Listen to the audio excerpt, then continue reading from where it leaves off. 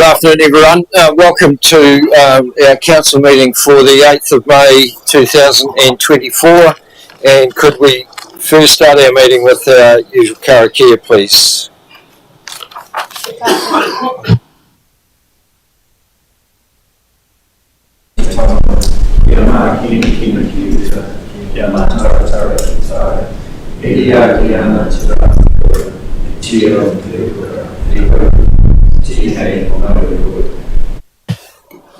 Thank you. Just then to apologies, and noting that the apology that is noted on page 5 is incorrect. It should be Councillor Brannigan that has apologised, so I'll move his apology be accepted. Seconded by Councillor Grimstone. All those in favour? Against? Carried.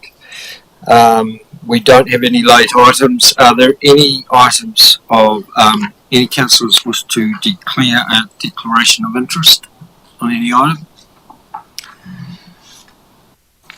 Okay, there being none, thank you, so noted.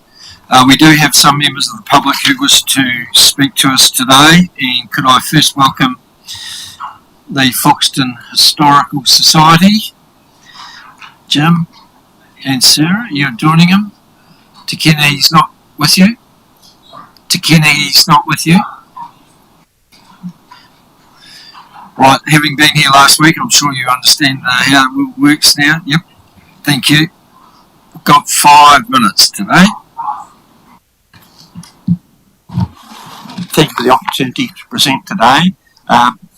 Presenting in relation to item 5.10, and we quite understand that unspent Three Waters funding needs the extra scrutiny as required by government to ensure that what remains will be used for the purposes for which it was granted, and we strongly believe that we're absolutely on track because we've come a long way so far with a very good report received from Horowhenua, real value for money received by both parties, I believe, there.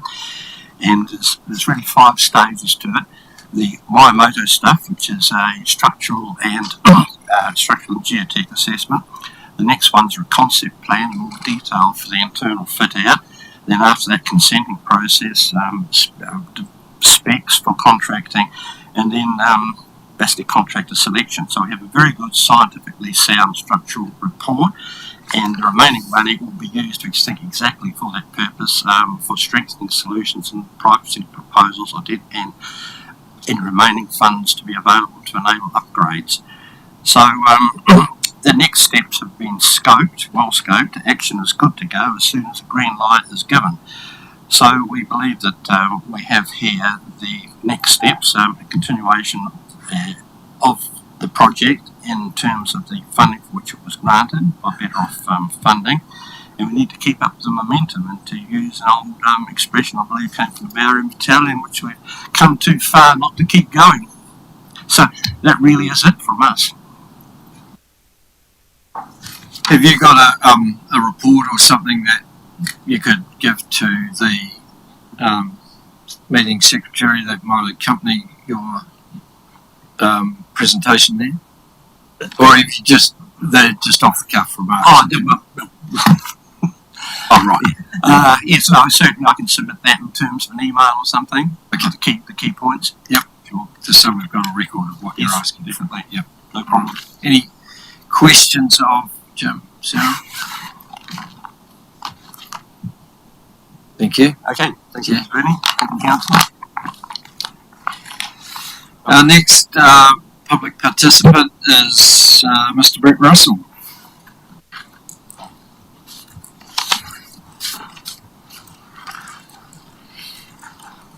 Either one, Brent.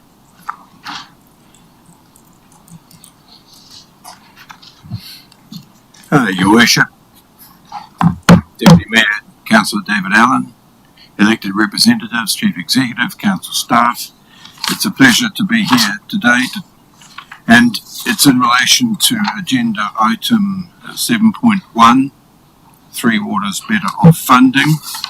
And I would like to draw your attention, if I may, to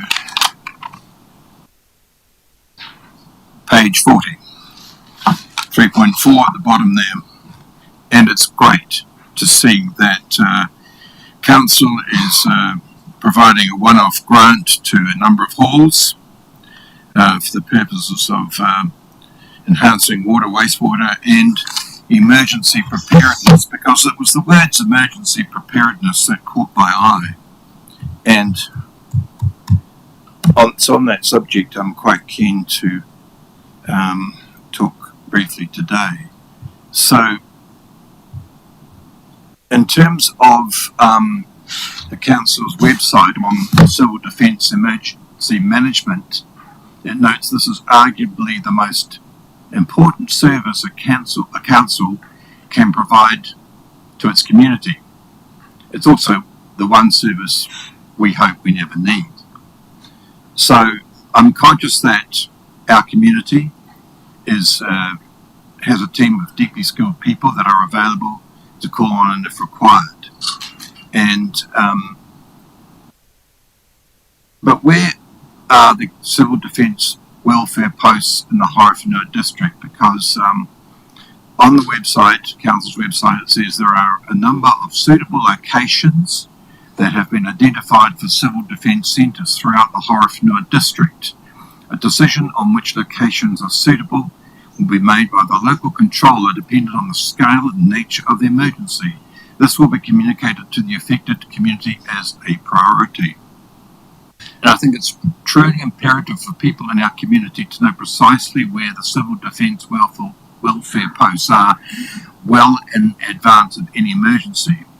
So just confirming, Brett, you're speaking in favour of the maybe some grants to those rural halls in terms of that? Absolutely. I think So the questions you're asking around the welfare things may be it's about the emergency preparedness aspect that I'm concerned about. Right, but you're seeking locations of welfare sites. Well, I just think that it's an extension of that emergency preparedness that's vital for me to share with you some key information, and that is I googled the Civil Defence Centre for both Foxton and Foxton Beach, and what came up was an address of a house at 84 Thomas Place.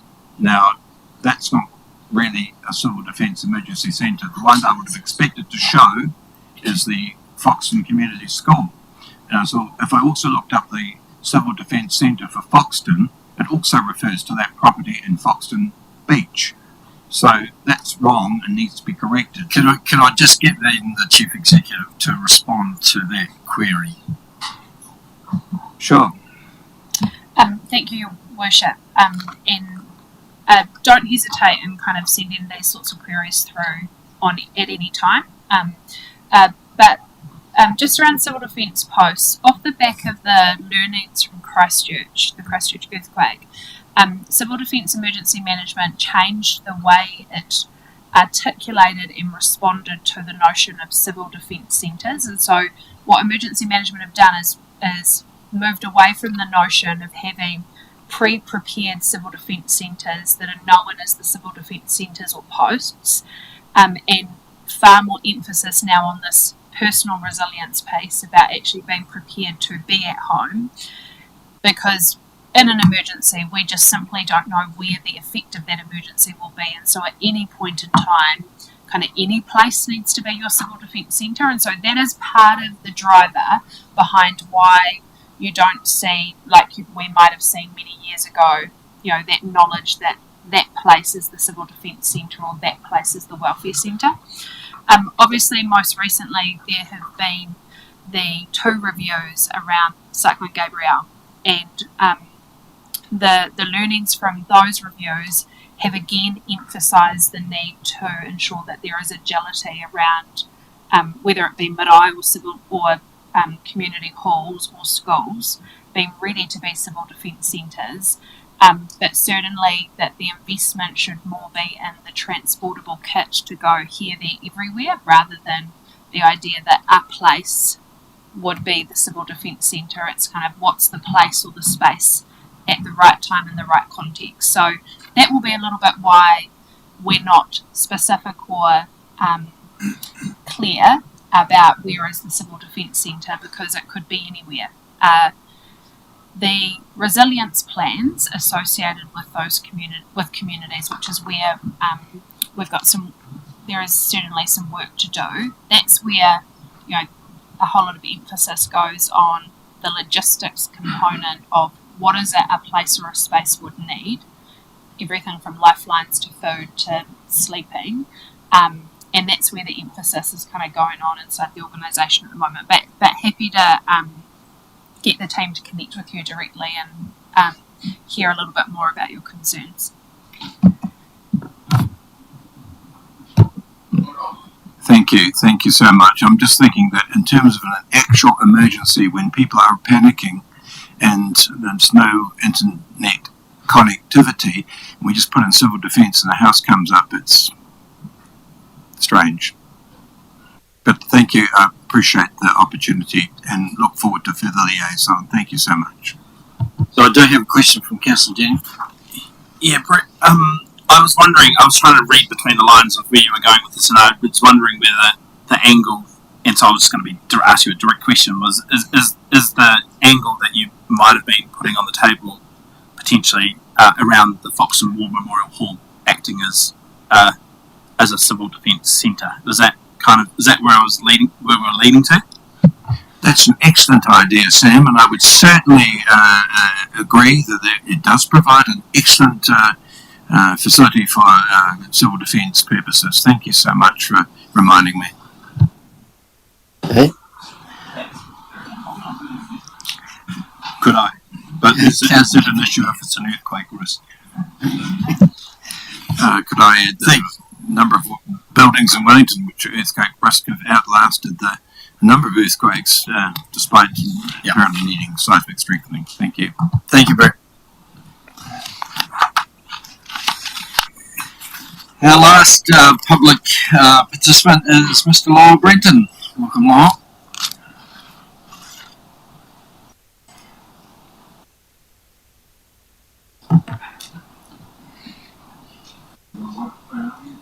No, you need to push that right button on there. Yep, that's it. The red light's coming through, all right? Good afternoon, Mayor Bernie and Deputy Mayor David and CEO Monique and councillors. Welcome from me to you, and firstly thank you for allowing me to speak to you all today.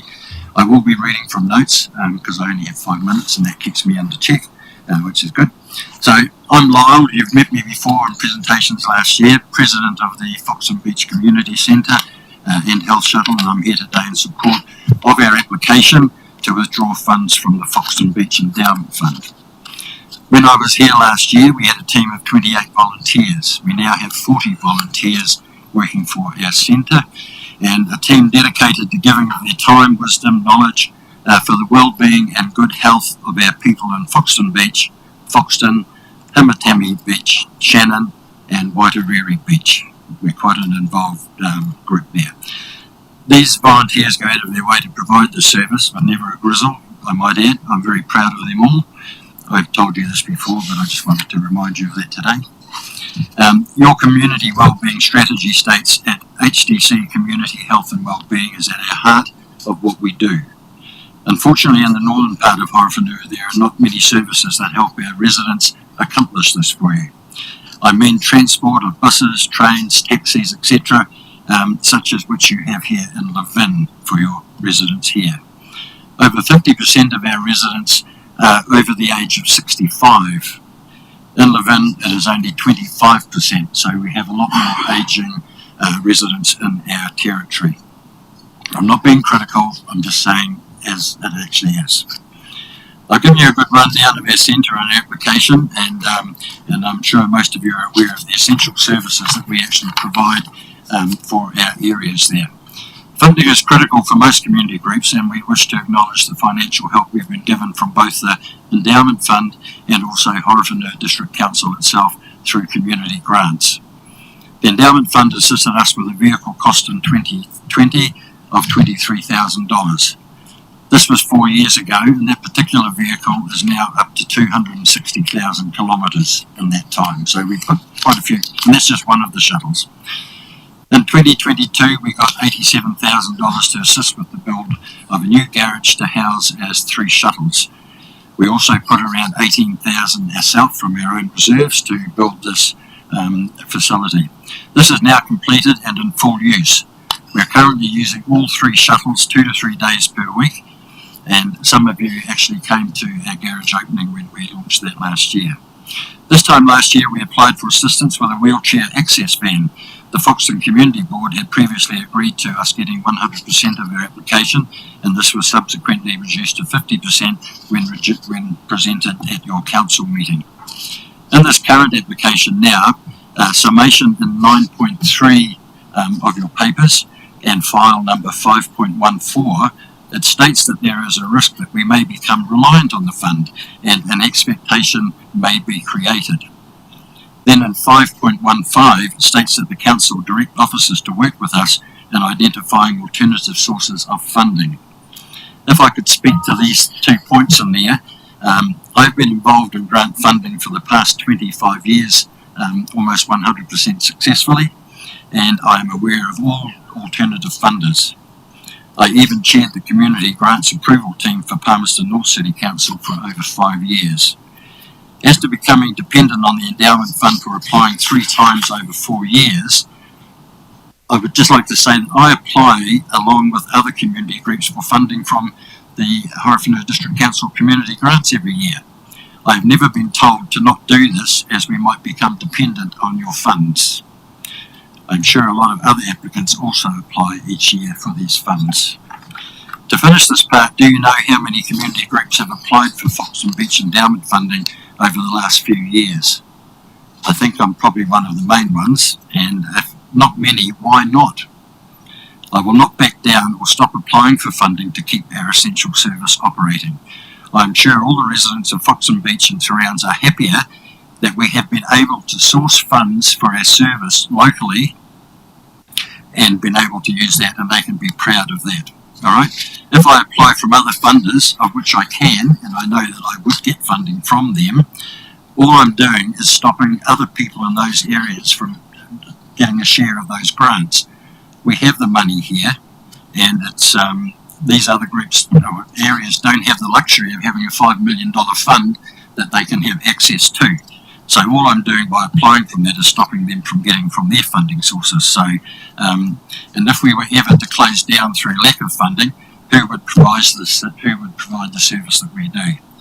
We provide transport for between 2,500 and 3,000 residents on an annual basis. Over $5 million. Let's use it for local good. Even after the money's been taken out for the swimming pool in Foxton, there's still over $5 million sitting in this fund. Today we are asking for financial assistance on the purchase of a new shuttle.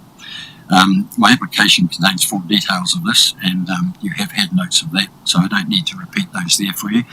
We have gone for a new vehicle. We've gone for a hybrid to reduce our costs.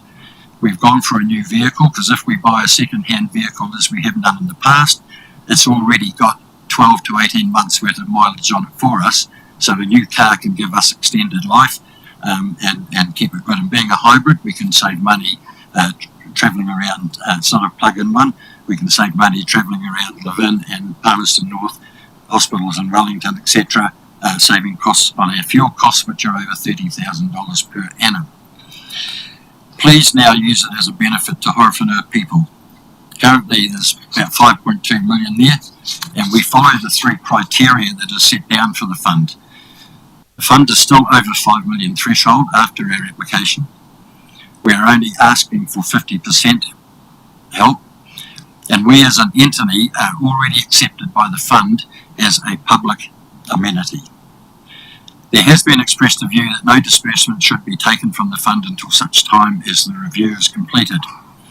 If I can just express here a view that this review has now been underway for some 18 months and may be being completed by December this year. So why should disbursement be held up as there is a current act in place? So please honour what is existing until such time as the review is complete and there is a new set of rules for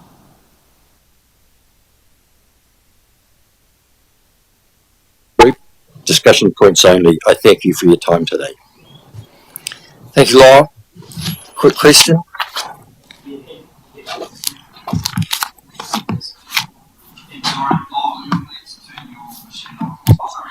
Yeah, look, I had the benefit of hearing you speak and respond to questions at the community board meeting, and so I just wanted to give you an opportunity to outline your response to some of the questions you were asked at the community board around why it wasn't viable to sweat the asset or delay essentially this for a period. And so I just wanted to give you the opportunity to outline why you need the vehicle sooner rather than later. Because the last vehicle you funded 4 years ago is up to 260,000 kilometres, and we need a vehicle that is fit for purpose for our residents to take them to hospital and things. We don't need a big van because we don't have more than 1 or 2 people in the car at one time, so we don't need a van to transport them. The $260,000 Toyota Estima is starting to leak oil and will start costing us money. And with the new car, the dealers have given us a long-term service program with it, which will save money as well. Thanks, Lyle. Appreciate your time. As always, keep up the good work.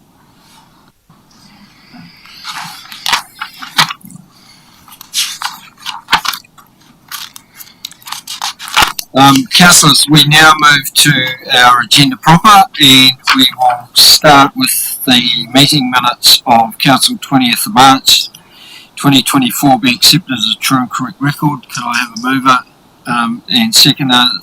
Thank you, Deputy Mayor Allen. All those in favour? Against? Carried. That the in-committee meeting minutes of Council 20th of March 2024 be accepted as a true and correct record. Seconded by Deputy Mayor Allen. All those in favour? Against? Carried. And that the meeting minutes of the extraordinary council meeting of the 17th of April 2024 be accepted as a true and correct record. Seconded by Councillor Grimstone. All those in favour? Against? Carried. Thank you. To our first report, which is 6.1, the mayoral report. I'll just move 2.1, 2.2, that the report be received. Seconded by Councillor Proctor. All those in favour? Against? Carried.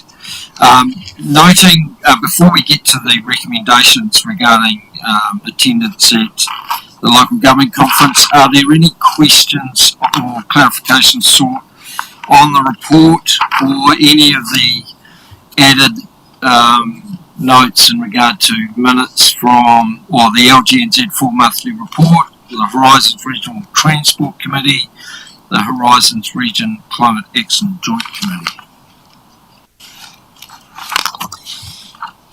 Okay, being none, let's move to the recommendations 2.3 and 2.4. Council authorises the Mayor, Councillors Tamihana and Grimstone to attend the Local Government New Zealand Conference to be held in Wellington the 21st to 23rd of August 2024, and that Council nominates Councillors Tamihana and Grimstone as the alternates to exercise Council's voting rights should the presiding delegate not be in attendance at the 2024 Annual General Meeting of Local Government New Zealand.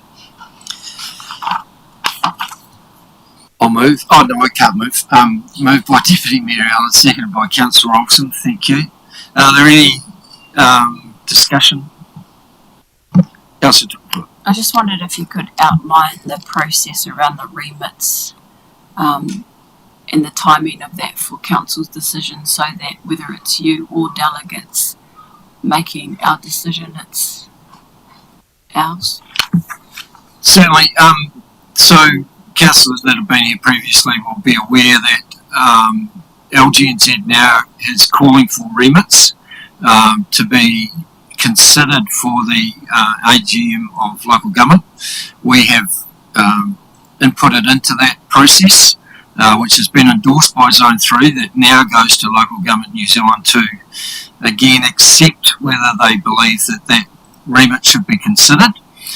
When those remits are accepted by Local Government New Zealand, they will come back to us before the annual general meeting for us to signal a direction that this table believes that I should vote, or whoever the delegate that is voting should undertake. So it is a table direction in terms of that decision. It's not an individual person who's making that decision.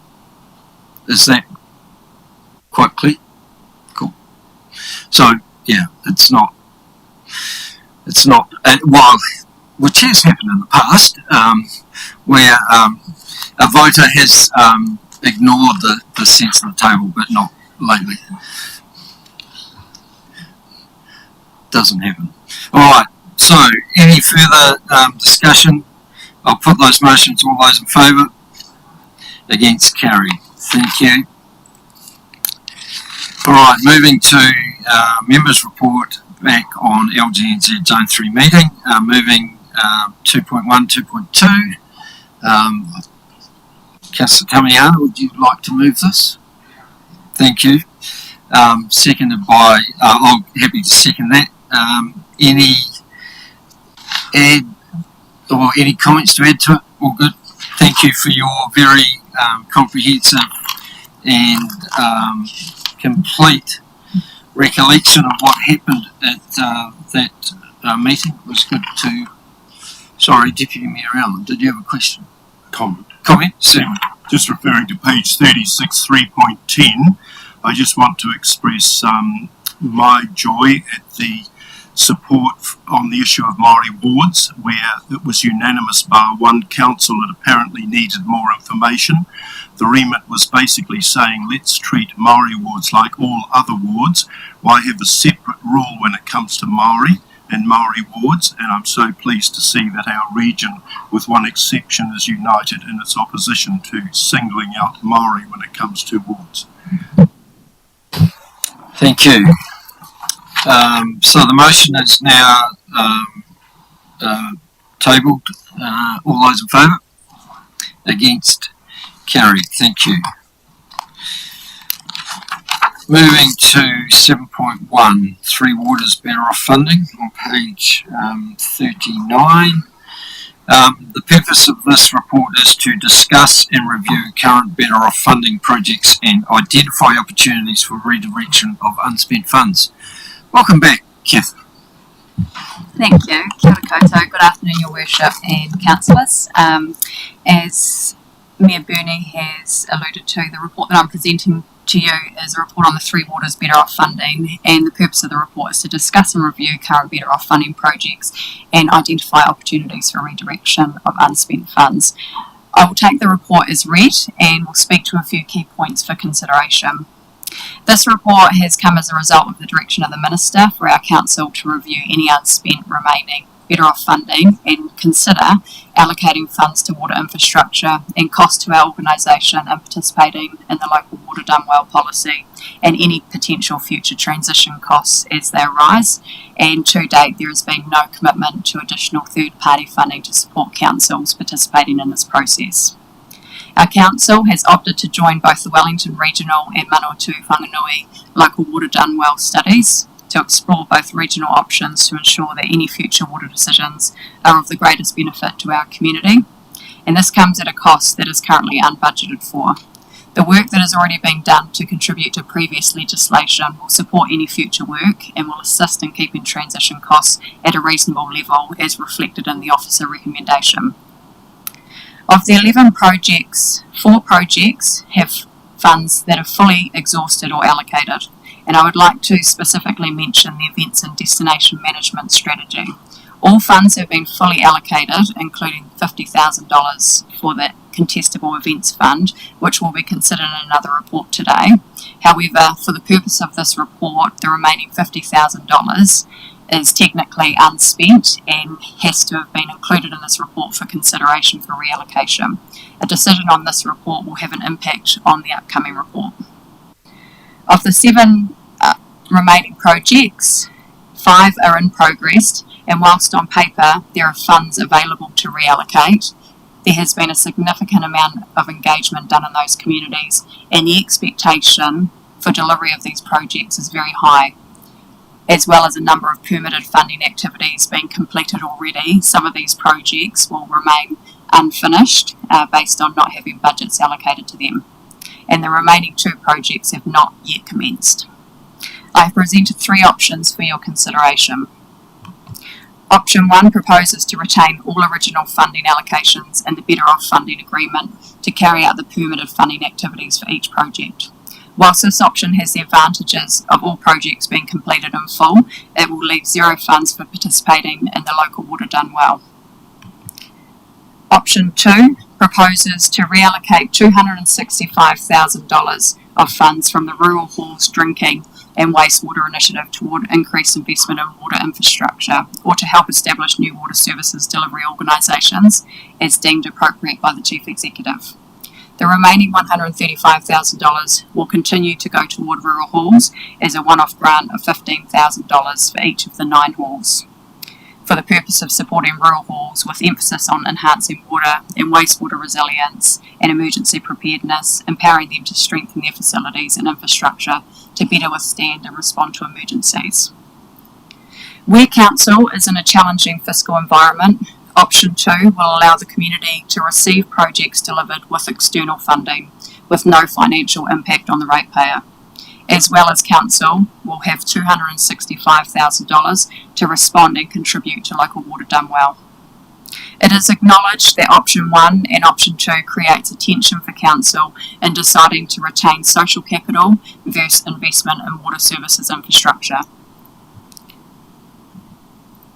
Option 3 proposes that council agree on an alternate process to determine the reallocation of unspent Better Off funding, providing officers with a recommendation to bring back to council for endorsement before 30 June 2024.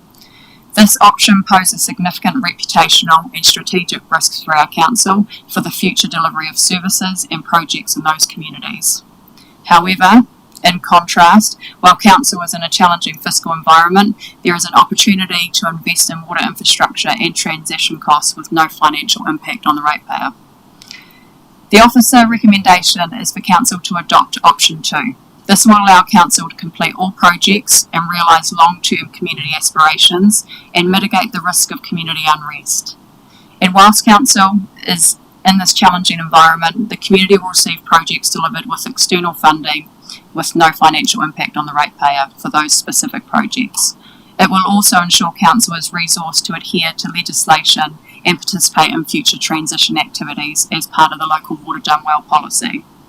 For any option chosen by elected members today, consideration must be given to the fact that if zero funds are allocated to ensure our council can participate in local water done well activities, it is very likely and almost certain that we will return to the table requesting additional funding from council to support. This will be funded by the ratepayer. Thank you, and any questions? Councillor Jennings. Thank you, Mr. Mayor. Hello, Catherine. Hey, look, just cards on table. I'm pretty keen to move or support Option 2. It seems to make sense. I just wanted to, if I did move it, I was looking to potentially just change a little component of the proposal, and I just wanted to see your response to it in terms of a implementation, operationalisation of that change, which just relates to the one-off grant of $15,000 to each of the halls.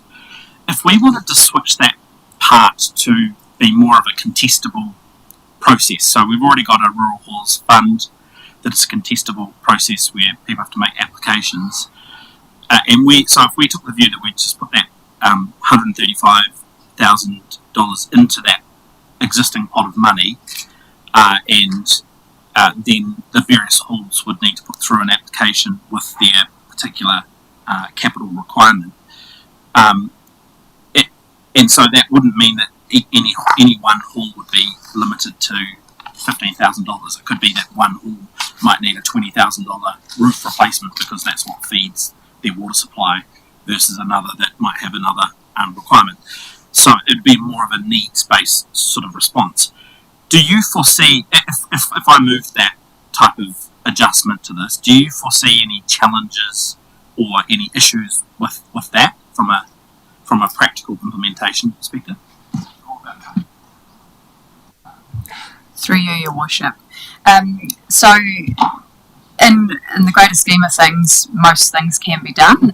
However, with this specific case, the reason why we've been quite specific with allocating one-off grants is because in our original Better Off funding application, it was very specific about where those funds went to, and specifically for water infrastructure and or supporting emergency resilience. If any funds were allocated to the Rural Halls grant, then there would need to be a specific change of criteria for that Rural Halls contestable fund, which would then need to come back through the council table for approval, and therefore would be an arduous process, but also we would have to do a change request with the Department of Internal Affairs to support that motion. Councillor Proctor.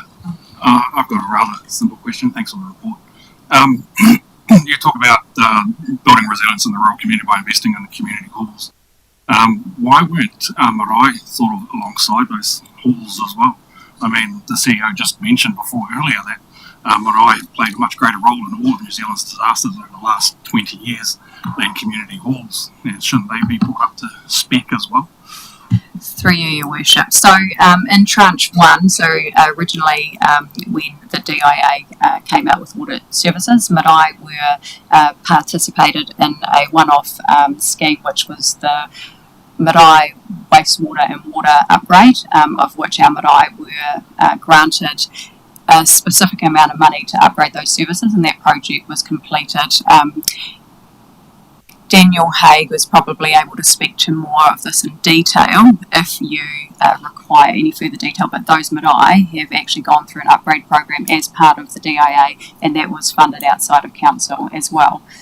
In terms of the Rural Halls allocation, in terms of the actual contestable fund for council, marae are a second tier consideration based on the original intent of the fund, and that sits outside of the scope of this funding.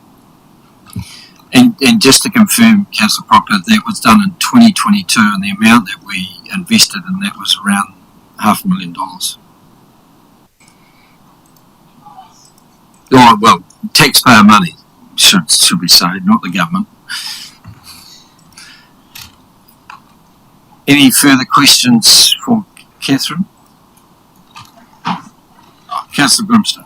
I guess just following up on that, can you just cover off briefly how these halls were specifically identified in the locations? Because I'm sure officers went through a fairly robust process when applying in the first place, but I'm just wanting to reinforce the specific allocation of halls and their locations as to how they ended up being selected.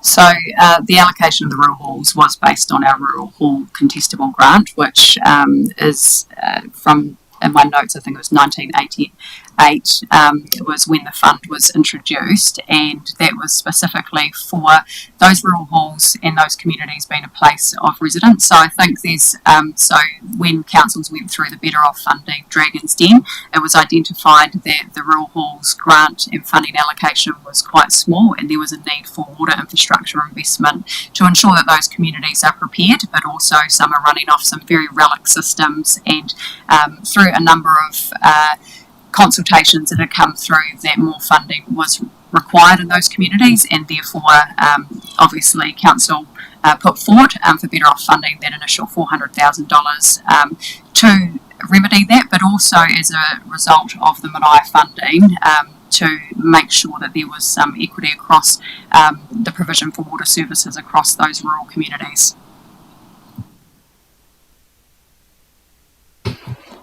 Councillor Proctor, another question? Oh, it's not really a question. It's just a comment that Bruno has spelled wrong in the report. So it should be AU. So noted. Thank you. Happy to move. Just hold for a minute, I'll get back. So there's no more further questions for Catherine? Thank you, Catherine. Sorry, it's probably around option 3 actually, about what does that process look like for me. That's what I actually want to know. Kia ora. Through you, Your Worship. Option 3 would consist of an almost like grants and funding scheme style workshop where we would sit in a room and we would have a spreadsheet and we would go through each of the projects.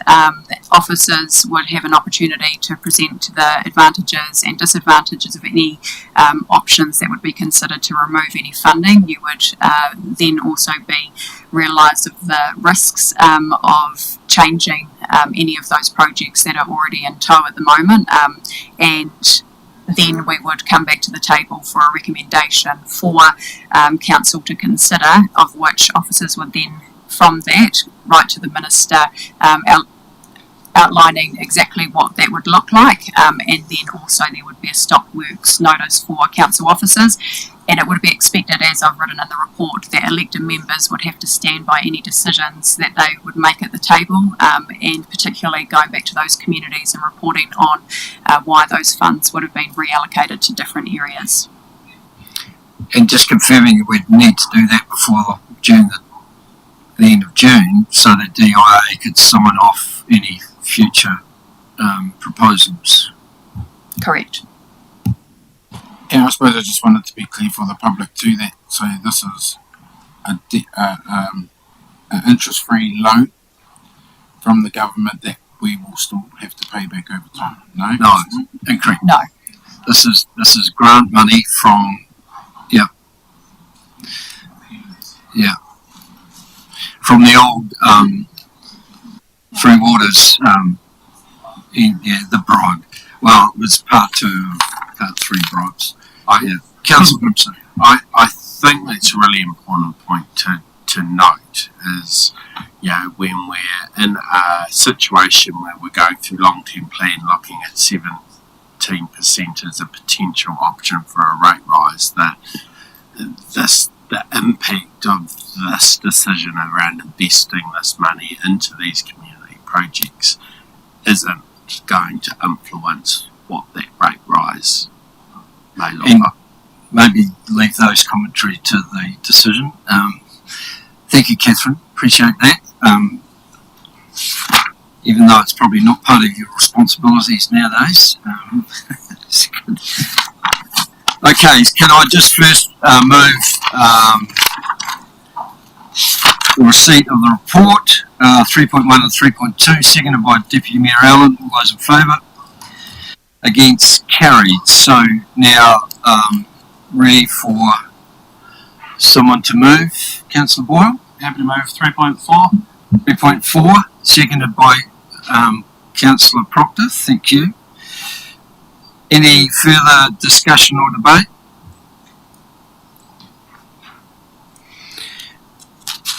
Put that motion. All those in favour?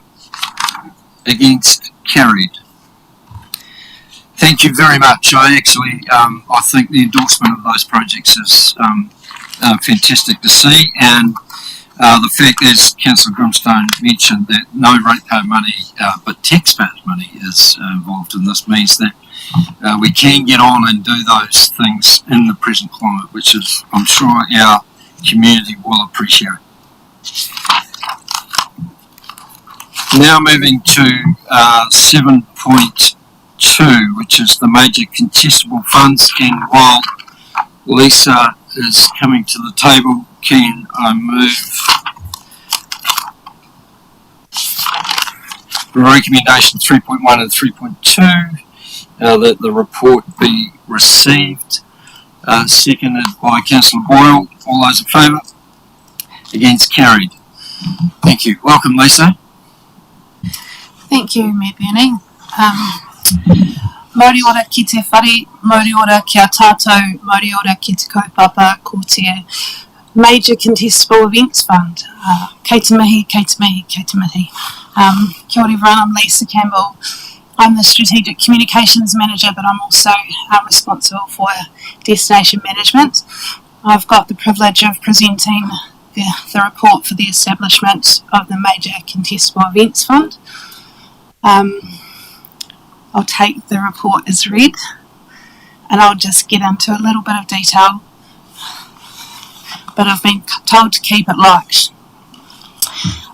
So the purpose of the report is to seek approval to establish a major contestable events fund to the value of $50,000 per annum.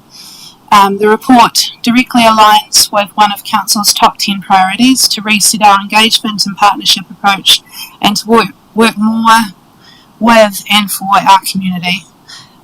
In principle, this has been endorsed and now we are seeking adoption of the policy.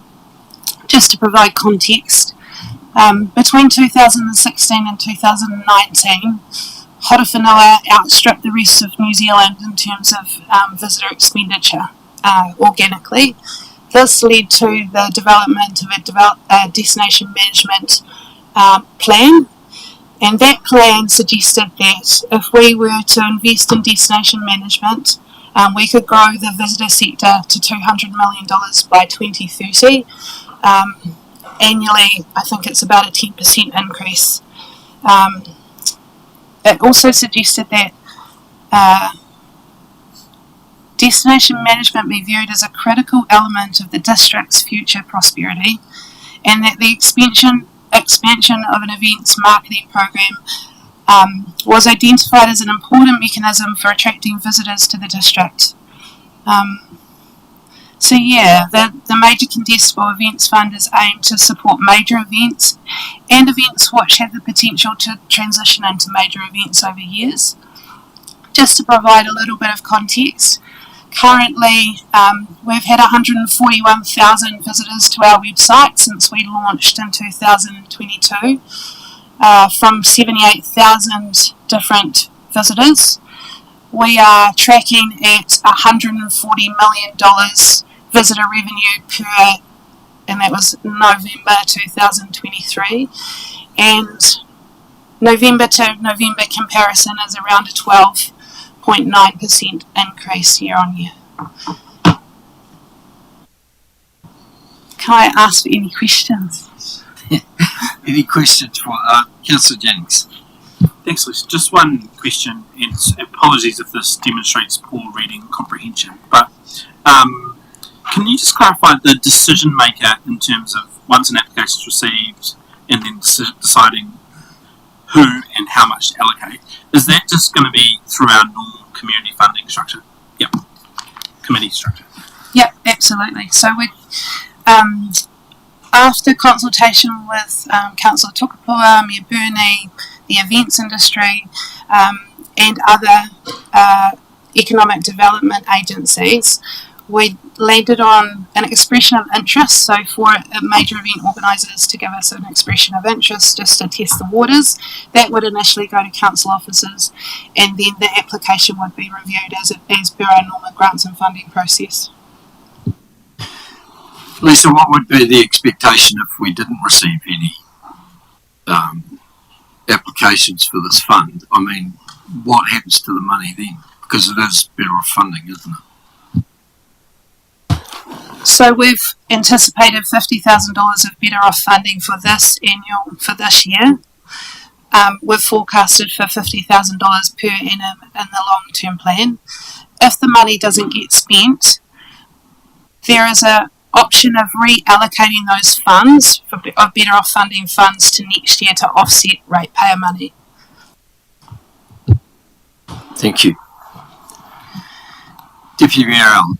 Top of page 58, there's a sentence here that troubles me a little. It refers to currently the draft 2444 LTP includes provision for this in the destination management budget.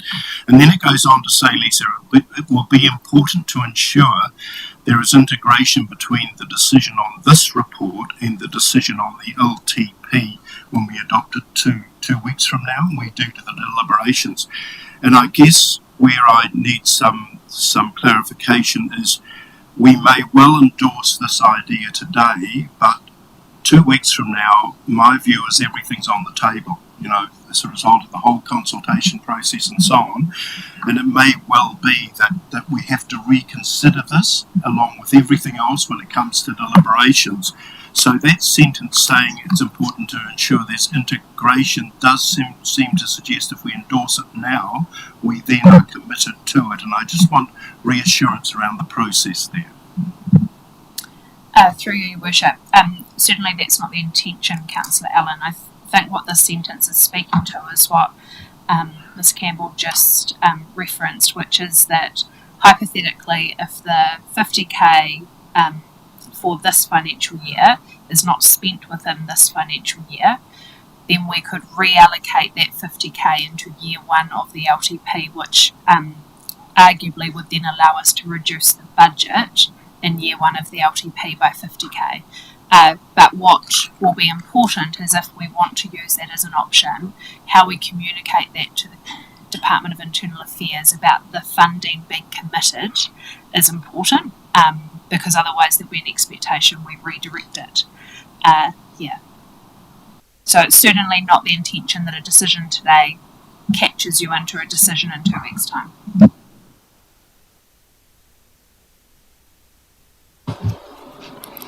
Thank you, Lisa. Thank you, Mo.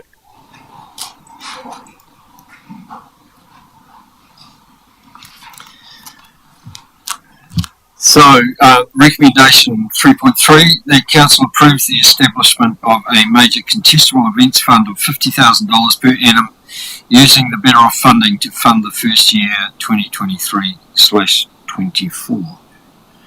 Moved by Deputy Mayor Allen, seconded by Councillor Jennings. Anyone wishes to speak to it? Councillor Jennings. I'll just say a couple of brief comments that, look, I think this is an important expenditure for Council, because we know that major events do generate further investment and spending in the community, and particularly major events that bring in money and spending from visitors to our region, so bringing money from outside of our district into the district. And I think that particularly this first lot of 50,000 also provides these major events with some capacity to then generate revenue from the events, which can then be reinvested in future years to make those events more sustainable. So particularly this front end investment is actually really, really crucial and really, really important. And look, I accept that there's probably going to be some eyebrows raised and potentially some criticism amongst the community around is this a good idea to do this when we are facing such extreme cost pressures as a council. But as we've heard, that first year in terms of the $50,000, there's that Better Off funding component. But as I say, in terms of spending, this one is, in my opinion, highly justifiable, because it does see a return on investment. And so from a council spending decision, I believe it is appropriate and justifiable. So I'll be, of course, voting in favour. Thank you.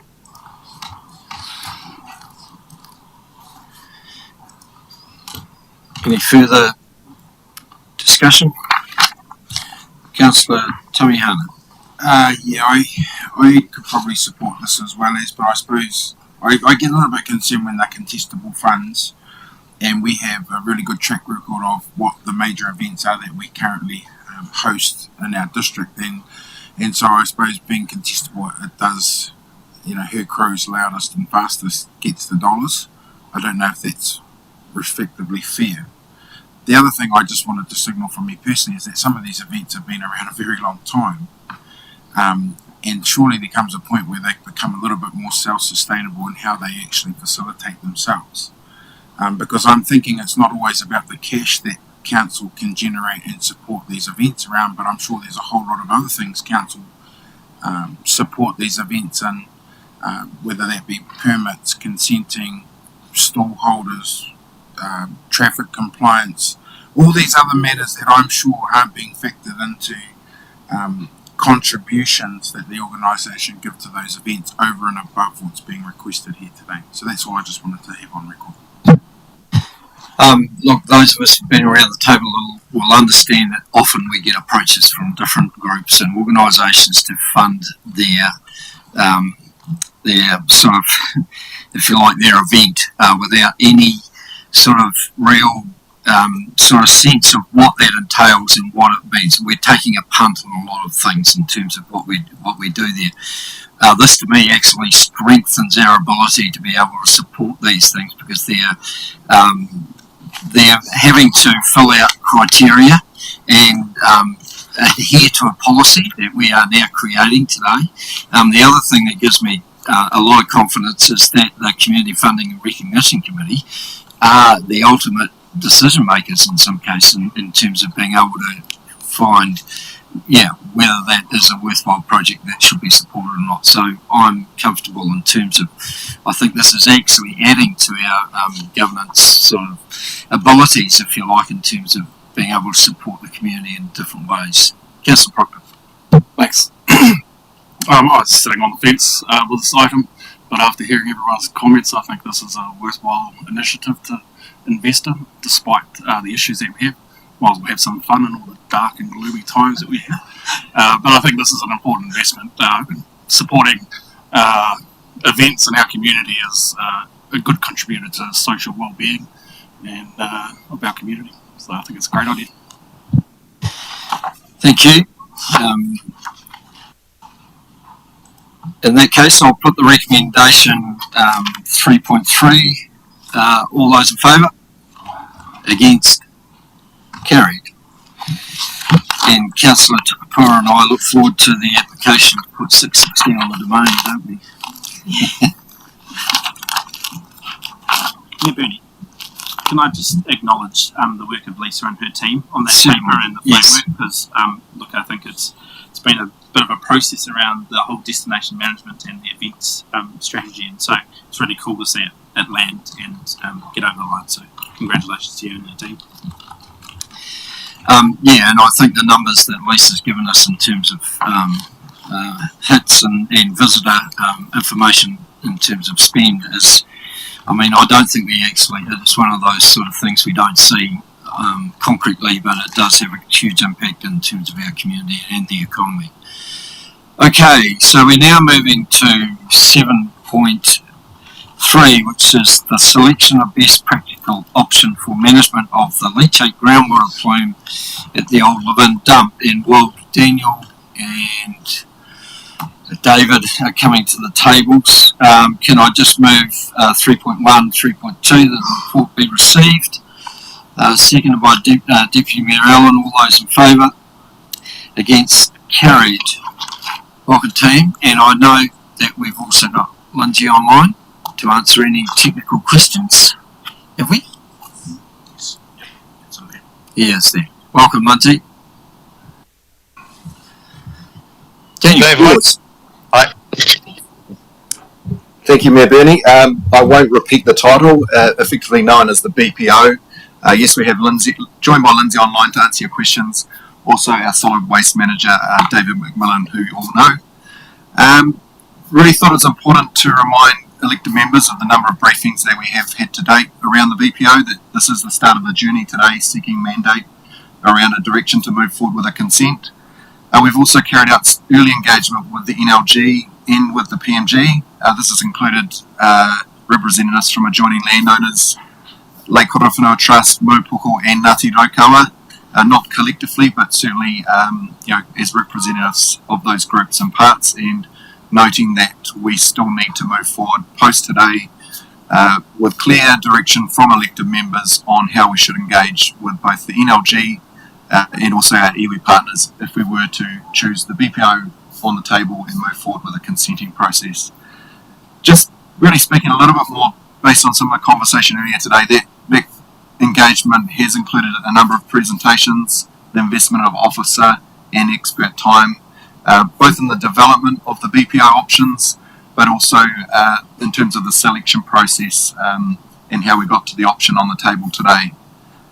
Although support wasn't unanimous, there was genuine engagement, questions and answers, sharing of ideas and a general understanding.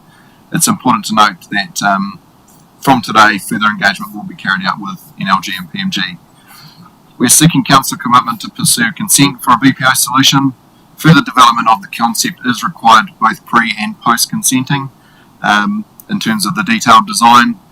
It's also important to note there are obvious challenges once this leachate is collected in terms of how it's treated at the Levin wastewater plant. So in parallel with the BPO solution, it's important that we also are advancing solutions around what happens once the leachate is collected and it goes in the pipe and where does it go out the other end. So that's an obvious consideration as we move forward in the consenting process. The alternate option is effectively to look at an offset mitigation, so that has been put up as an alternative, but I think really would take the report as read and encourage you to ask questions of understanding from our expert team available today.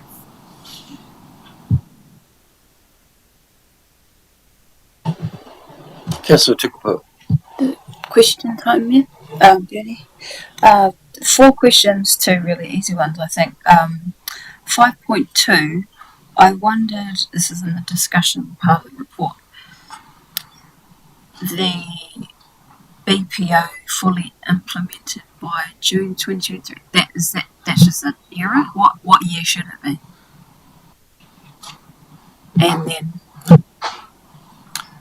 So that is the consent condition.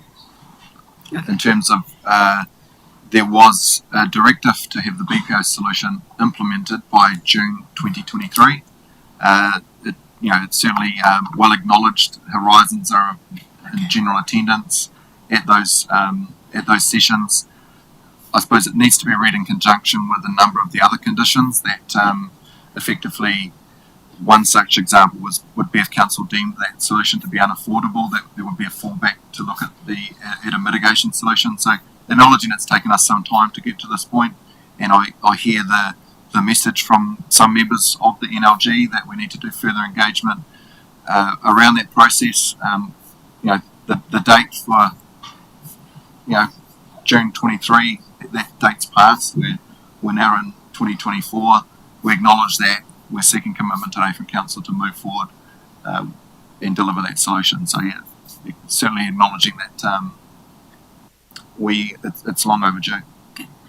Second, the presentation attached to the report, page 92,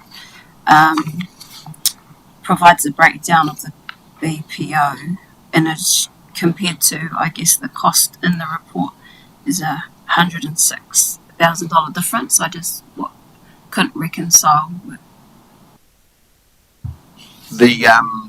We've put some additional contingency on to the estimate in the report. It would be expected that as we develop up our consenting strategy, we will come back at regular intervals to check back in with council. The reason I've allowed for some additional contingency is the fact that as of today, it's a concept design. There is a lot of uncertainty around various elements in terms of costing. So we're looking to get a delegation for a higher value today, close on $2 million, to ensure that we're not coming back with chunks for additional approval. So it is really a message to elected members of a commitment. That does have a fair amount of contingency, and we will manage that with engagement and reporting to council, but felt that due to the high levels of uncertainty around some of the elements, it was sensible to signal an upper limit, which we've done between when the report was presented to NLG, which is the presentation that you're looking at on the slide deck. So instead of 540,000 contingency, it's now 646. Okay, I'll move on to the third question, and that's 6.10. Consenting, it says the key challenge relates to the treatment and disposal once it's collected. I wondered, what is the capability of our existing plant and equipment, and or have we timed our wastewater treatment plant upgrade to align with receiving this? I get at the time. Yeah. So. That will be a requirement to deliver the BPO, and in order to gain a consent, that we will need to ensure that and prove that we're not having wider environmental effects, that we're effectively removing a problem from one area of our community and environment and just simply transferring it to another. So it will be a requirement for us to align work either for the final solution at the wastewater plant and accelerate those works, or to have an alternate interim solution at the wastewater treatment plant. The main reason why we've landed on an option to pipe back to the wastewater treatment plant is that infrastructure is already in place to take the leachate from the closed new landfill, and that some of the early engagement we had with members of the NLG and wider community was around the opposition to just simply treating on site in terms of the science and then disposing back into the environment. So in some ways, by bringing that together, there's existing leachate that contains similar contaminants and nitrogen that currently is treated through a wastewater plant, and so it's ensuring that we can do that more effectively in that same solution. So there'll be more to come on that. And today is seeking that in principle support to move forward with consenting, knowing that there's a lot of work to do around the leachate solution itself, but also around how it integrates with our existing infrastructure. Yeah. Is there anything else you wanted to add online there, Lindsay, to that? No, that's pretty much it in a nutshell. We've wanted to ensure that we sweat the asset that you have, and quite strategically too, so that you can extract and send discharge water to the existing wastewater treatment works or treatment plant. Yeah, that's exactly down the line, and we can then sort of see how the project progresses with the minimal sort of initial infrastructure costs from the outset. Okay. This is similar but different, my last question, and this is 5.6. In terms of timing, is should this proceed to the next stage, it's 12 months consenting, and then work begins. Effectively, the first year, 220 cubic metres a day taken from here to our live-in wastewater treatment plant, and then there'll be an increase over time to reach 360 cubic metres a day.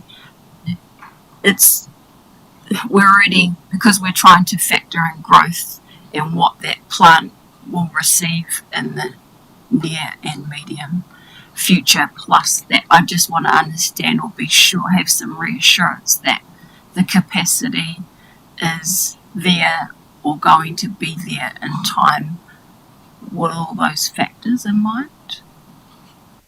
That's an existing challenge with growth that is required.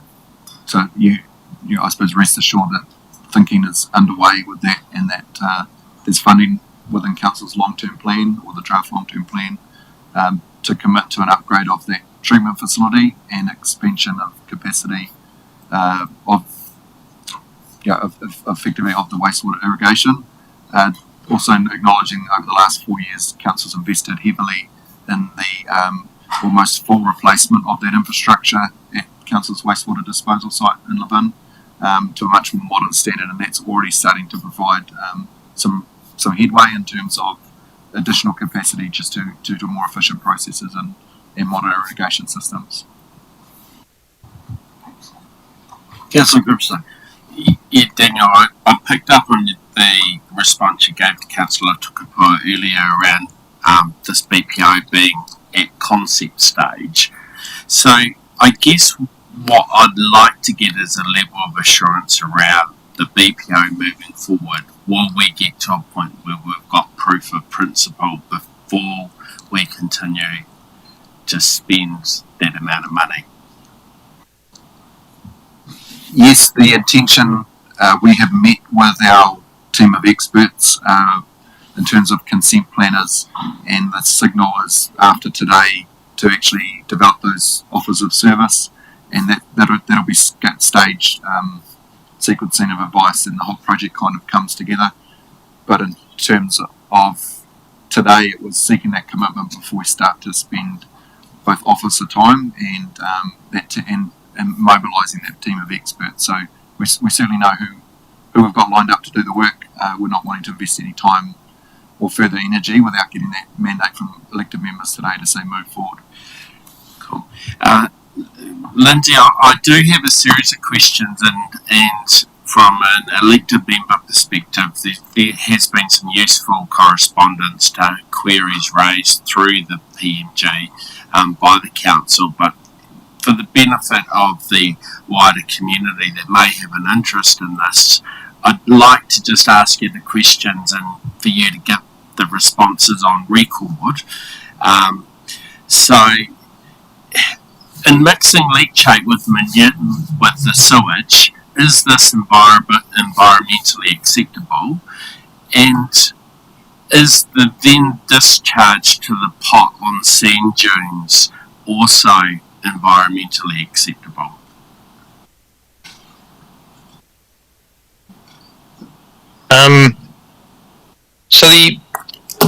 So the first question, yes, it's very common actually to mix landfill leachate if it was raw leachate, which this isn't. This is obviously a slightly contaminated groundwater from landfill leachate. Yes, it's very common to co-dispose that to a wastewater treatment plant, which is an activated sludge process in your wastewater treatment plant. It takes 7 megaliter, so 7,000 cubes a day. So it's quite large compared to the bit that's going to be coming from the site, 220 cubes initially. So yeah, the co-disposal, that's really all about what's to be treated, and that'll be nitrogenous substrate, basically nitrogens and bits of COD and bits of that and this. So that is a composite.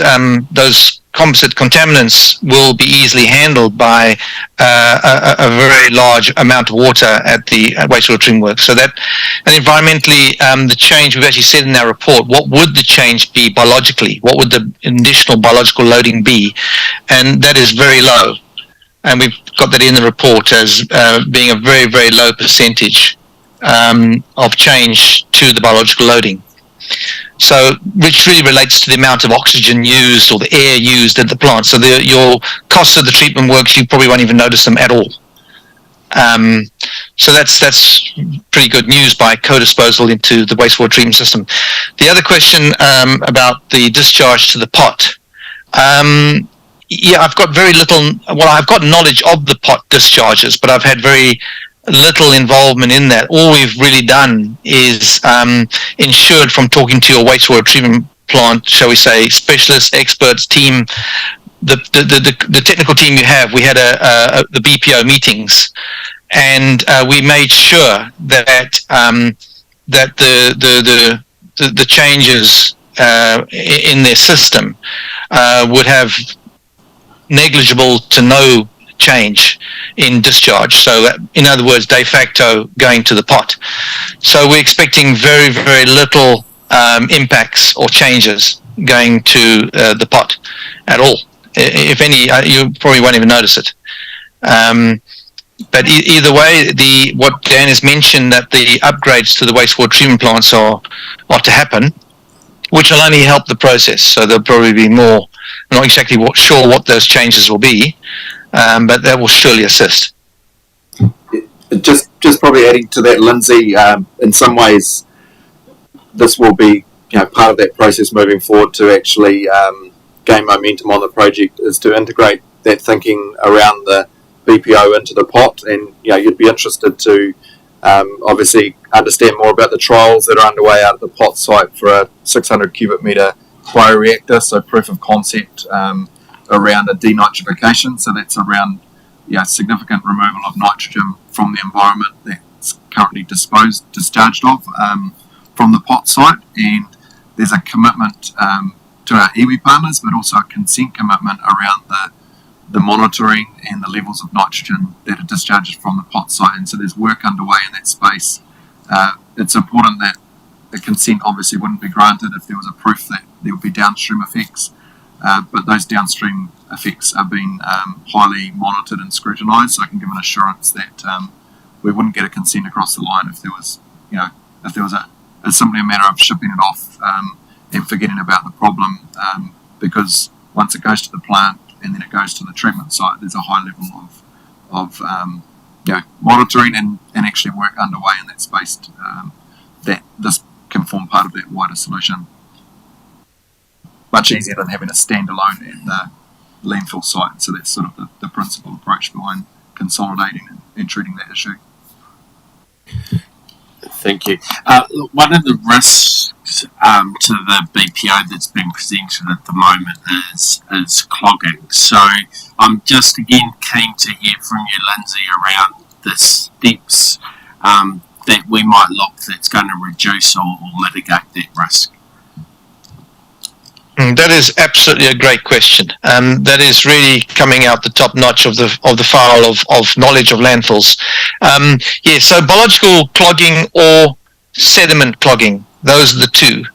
And my assumption is that you could possibly be implying both. So let's just do sediment clogging first. So sediment clogging is well underway already with the filtration through the natural systems, the sands, etc., which travels a distance of a couple hundred meters, 300 meters to the drain.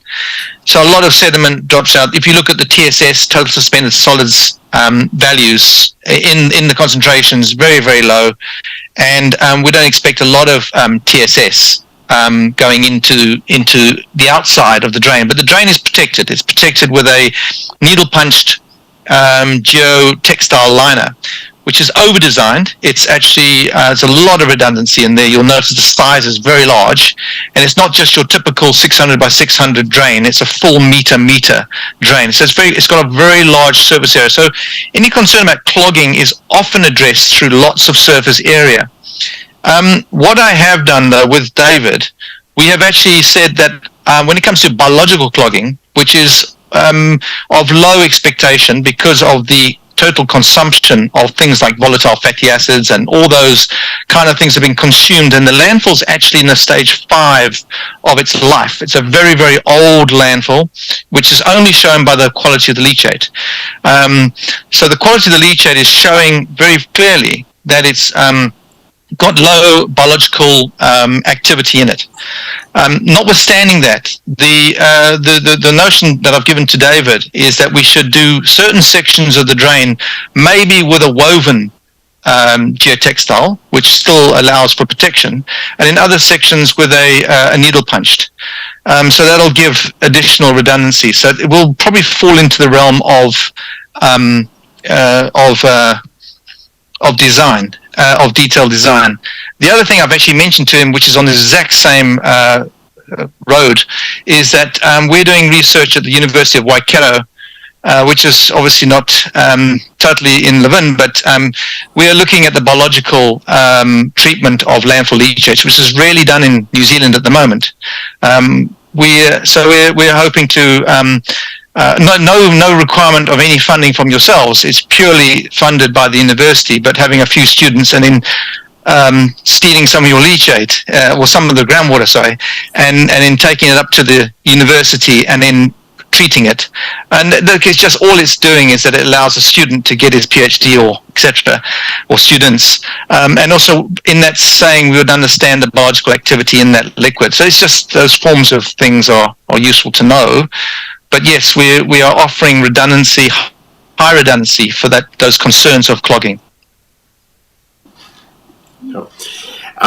And look, last question, because it was raised last week when we were hearing long-term plan submissions around the effectiveness of the capping of the dump, and essentially applying that, we'd potentially be better off looking at making sure that we focus on capping the sides of the old dump in order to reduce the leachate being generated. So can you just potentially respond to the capping state right now and why that wouldn't be an area to invest into or explore further? Yes.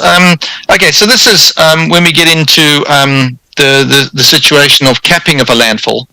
When we cap a landfill, we're actually hoping to do one thing, really, and that's to exclude or to make sure that water doesn't get into it, which is rainwater. So the capping that's been placed on top of the landfill is of a cohesive soil. In other words, it's clay, silty clay, or clay silts, and well compacted, and more than anything, it's well land formed. So it's graded to ensure that anything falling off goes off and goes to the sides and away from the landfill. In having walked the landfill a couple of times, 2 times actually, a detailed walkover, I noticed that that's been well achieved.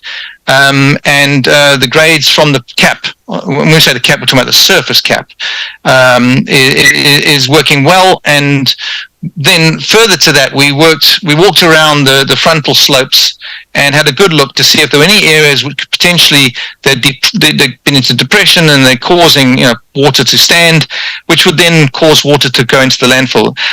There was one small area which the contractor addressed, which potentially could have held water on the side slopes. But the side slopes themselves are well covered with soil, where they're well intact with good vegetation, and they flow. So when you dig a small spade hole, you notice even under very wet conditions that the ingress of moisture is extremely low, and it doesn't seem to be happening. There's obviously the incidence of engineering calculation and versus actual what's happening on site. I err on the side of what's happening on site often, and there's nothing to show on site that you should cap.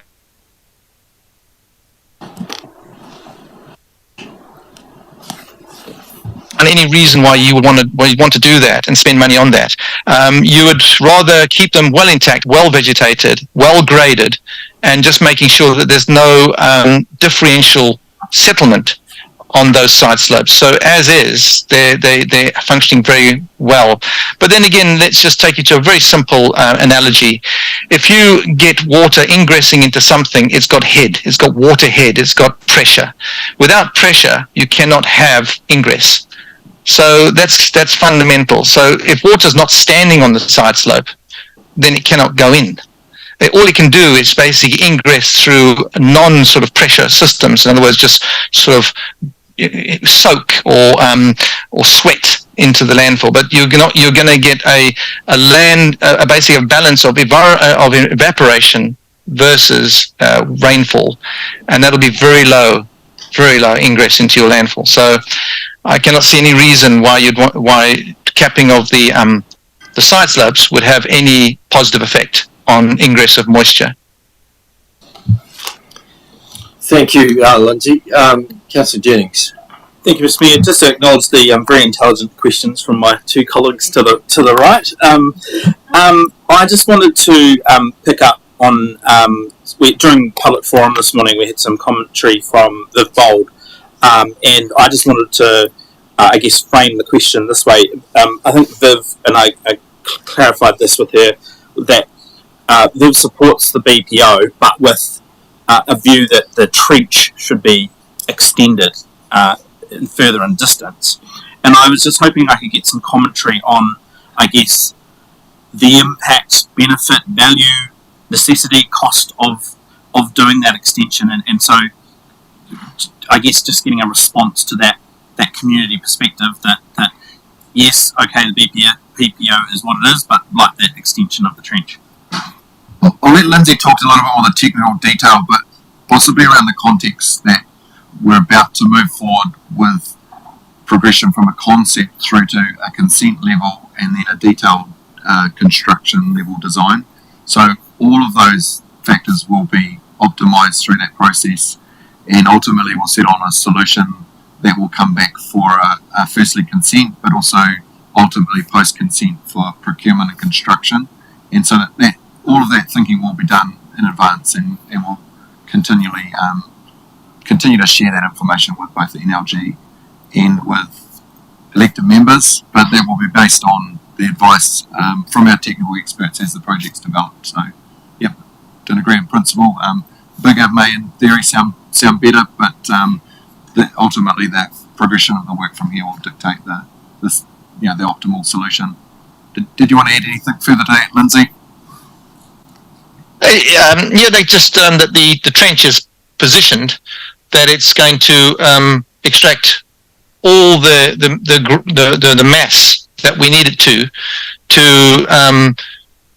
materially change or to materially reduce the amount of leachate or contaminated groundwater from the system, and that would then conform completely to any concern and also the court order as well. But also to also understand that there's an 80-meter distance to the west of that trench. So at the very end is another 80 meters, which is going to draw on. So it's not just the end of the trench doesn't necessarily mean it's just the end of the draw. It actually extends far further than that, and it actually extends right into the 10 milligram per litre range. So it'll extract right the way up to the end of that pollution plume. So that's what we're thinking. But again, as you've mentioned, Dan, as we go through the project and we need to slightly improve it, it can be done with more pumping, or it can be done with change in design. But once you're in, then we'll be able to fathom that. It might even be less. So don't want to paint a bad picture only. It could be less extraction. Councillor Proctor. Thanks. I don't have a technical question. Hopefully it's just a short answer as well. But I do want to say that I look forward to seeing the world's most expensive hole in the ground being dug and driving past it every day on the way home from work. My question is that in 10 you've got iwi considerations there. How do you reconcile the iwi considerations for a consent against those strong Māori representatives that you have on the advisory group?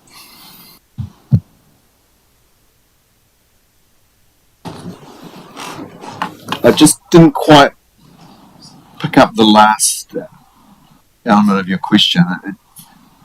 If you could just... I'm just wondering how you're going to balance the advisory groups that we have in place already that you've consulted a lot with, and with the feedback and consulting with the iwi that you've mentioned, or you've identified in your iwi considerations. Hopefully there's going to be some weighting towards those iwi voices and mandated iwi reps providing some sort of input into the consenting process. Yeah, that's a critical next step. We intend to be reaching out to both the Hoka Stream in terms of landowners, also to Mupoko Tribal Authority and to Ngāti Pāriraukaua. Previously, we went out to visit the marae and talked through processes around archaeological authorities.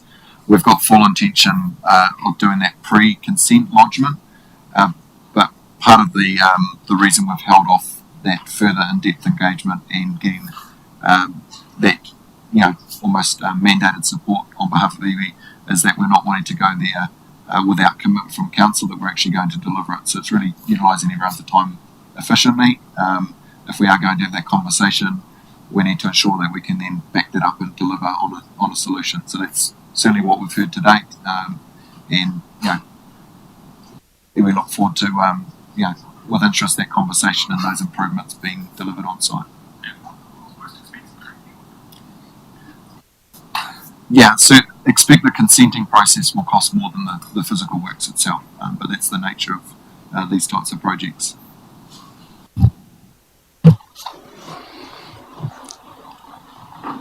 So also to mention, having been only probably learning a lot from the Levin people, is that when we did present down there, we did work down there, and we spoke to the public, which comprised some iwi and members of the public. And I remember a councillor, Justin, saying once about the tohu, the signs of these contaminants in the environment. Well, what we have established down there is that environment down there is quite resilient, and it's actually self-repairing a lot. So the signs will be pretty much eaten by the environment or consumed, and so it's a very interesting environment of the natural processes. What we're doing really here is helping it along. The ammoniac nitrogen levels are just too high in certain spots, but it gets sort of consumed as it goes outside by the natural environment. So yeah, I must say a very resilient environment, which actually quite pleased a lot of people, and actually remarked in the meeting at the library once how they can say, well, yes, our plants and etc. And there's a very passionate love for the land. So yes, what we're really doing here is actually helping it along and making sure that it fully recovers.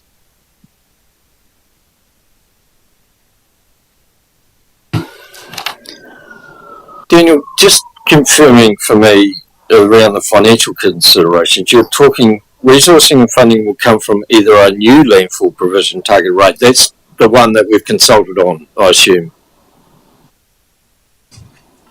Correct. Thank you. Yep. It's not an additional one. That's what I'm just trying to. Okay. And I note that our first 10 years is funding is quite intense in terms of that total package of 18 million. We're going to spend 12 million in the first 10 years, and then it reduces significantly. Is that because the amount of leachate will be able to be reduced, or the remediation will have worked quite a bit? You're referencing investment across the life of the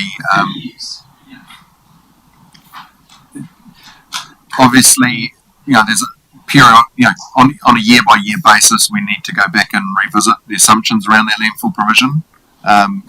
That's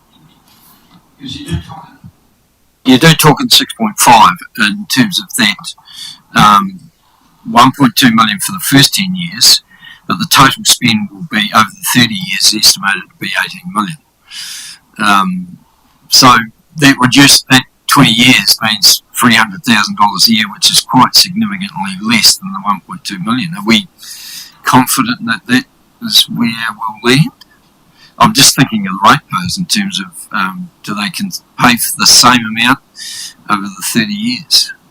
So the decision for deliberations for LTP 24 is around the commitment of a targeted rate to fund the 30-year program of landfill aftercare costs, which is currently estimated at $18 million over a 20-year horizon. That's effectively proportioned separate to our annual capital works budget, and there will be ups and downs. And so what we're signalling already is that in the early years of that provision, if you almost look at it as a bucket, which has no money sitting in it today, but there's some debt associated that needs to be paid off associated with the landfill. But year on year, there'll be a rates amount that will be tipped into that bucket, and then that will be utilised solely for aftercare costs that live in landfill over an expected 30-year period. As the next long-term plan comes around, we will ideally have completed the landfill BPO. We'll have more certainty around if there's further capping or other works that are required. But at the moment, that estimate of $80 million is based off our technical advisors' best estimates of based on the investigation of the site, what it would be typically expected to cost to manage that over the lifetime of the next 30 years. So, there's a number of line items that make that up, and the leachate will be funded out of that bucket effectively, if that makes sense. Thank you, it does make sense. Councillor Boyd. One last query for you, hopefully last one for you. So given that we have been, this leachate plume has been negatively affecting the Horowhenua stream for a year longer than when we were meant to have our BPO in place, is there scope in future for us to be, implementing things that, what's the terminology here, that offset the effects within the Horowhenua catchment? What are we going to do to make up for the bad we've done? So to clarify that, we aren't currently exceeding the consent requirements in the Horowhenua stream, which have been set to ensure that we aren't adversely impacting the environment.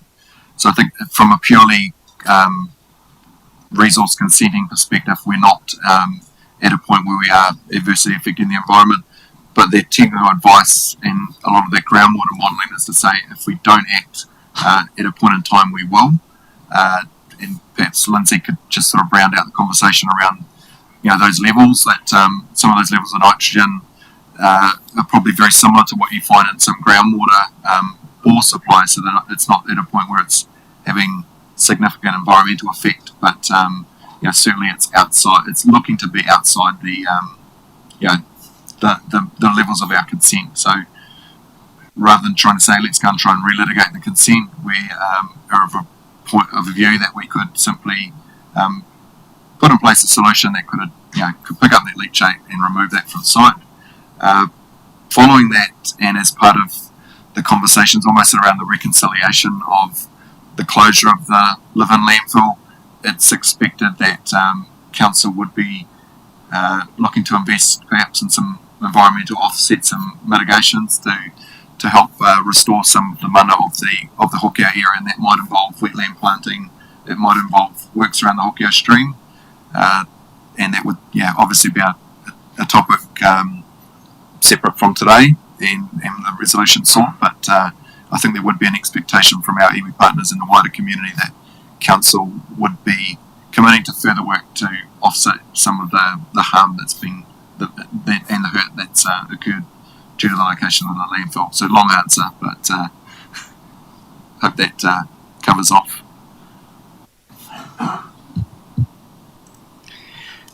Thank you, Daniel. Thank you, David. Thank you, Lindsay, too, for your input. Appreciate you being here. Thank you. Okay, we have recommendation 3.3 that council approve best practical option 3, described as full trench, 200 metres, 100% extraction, 360 cubic metres per day, discharge to the sewer with the associated budget for works of 1.997 million. Happy to move. Moved by Councillor Jennings, second by Councillor Proctor. Any further debate or discussion? Put the recommendation. All those in favour? Against? Carried. Thank you.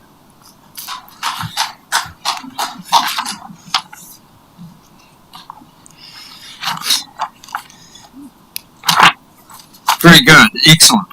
We move on to 7.4. Climate change, council controlled emissions.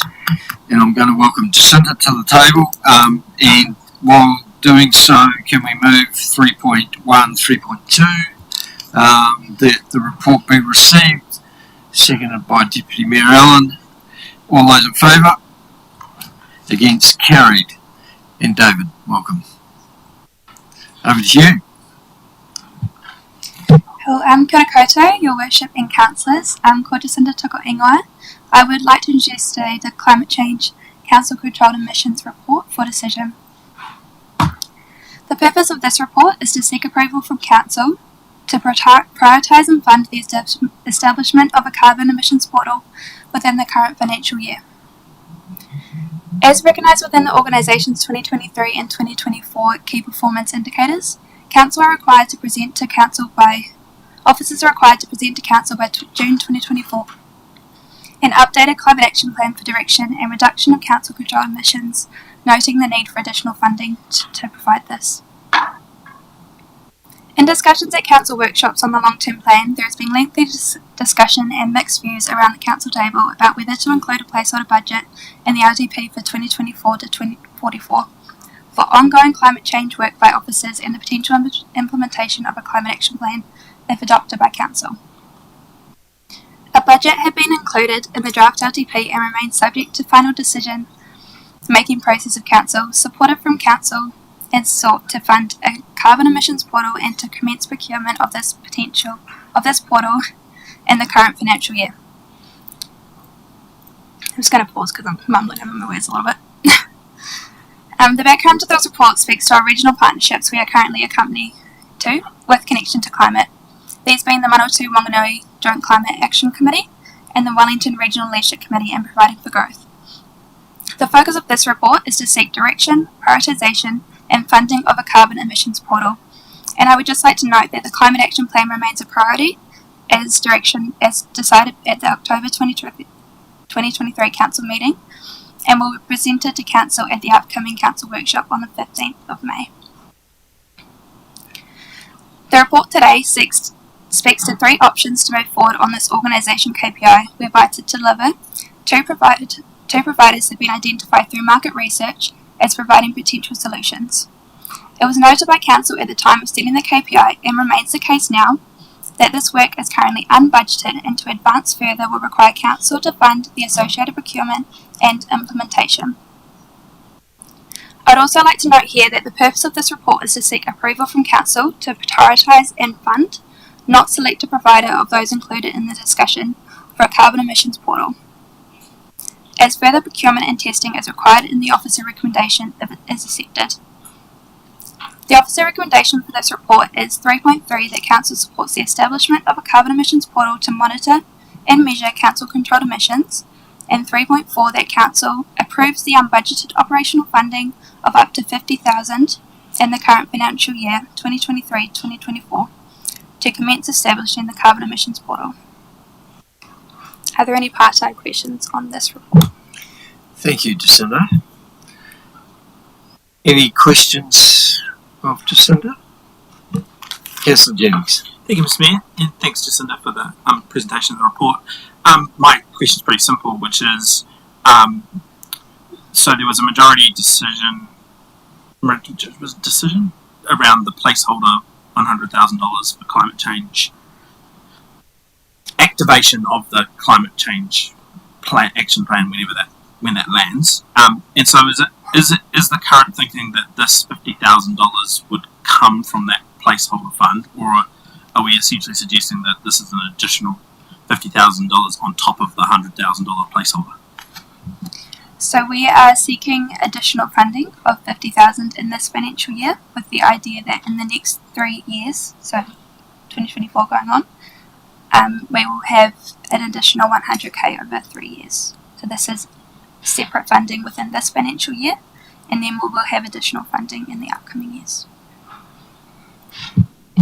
Through you, Your Worship, just to be clear, that has been the direction of Council. So, yeah, Council, when they asked for this work to be completed, they noted that it would require additional funding for this financial year. However, how you've just articulated that may be an option available to Council.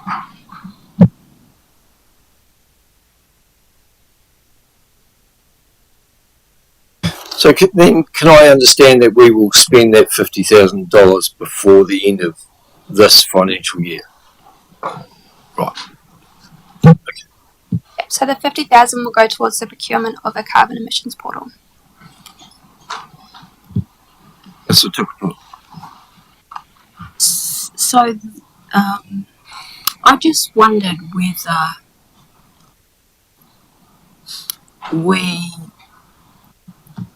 I'll just say it, we're not very good at telling our story in terms of what we do.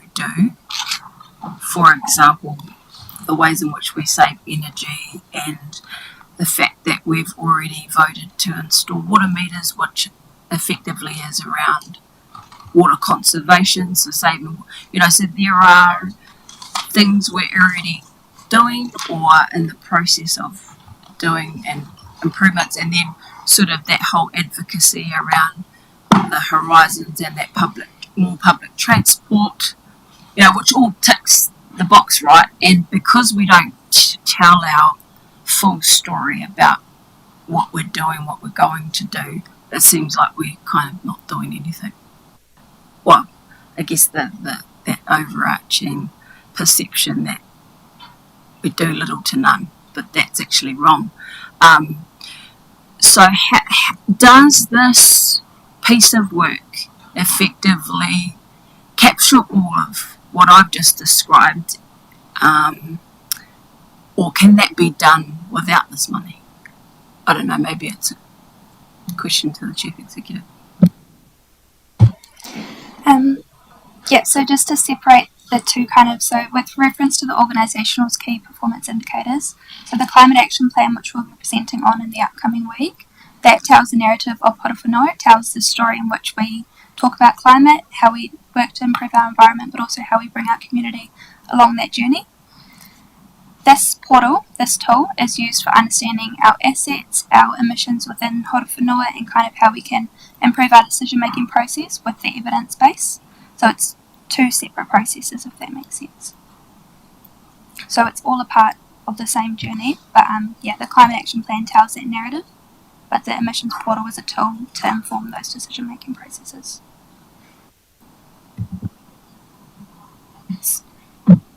Sorry, Chief Executive wants to make a comment. I was just wondering if, Jacinta, you might want to talk a little bit more about, so if we imagine we have the portal in place and the inventory set up, how the portal might help Council make some decisions, or when they go to make the decisions, the impact of those decisions around our emission footprint. Cool. So through you, Your Worship.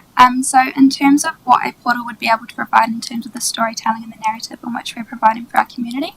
So some of the options we'll have, and we'll test these through the procurement process, but an option would be carbon baselining. So it assesses our current assets, it assesses our decision-making process around infrastructure, and it gives us that baseline narrative around what emissions or what decisions could be made in terms of the procurement process that would improve our environmental outcomes.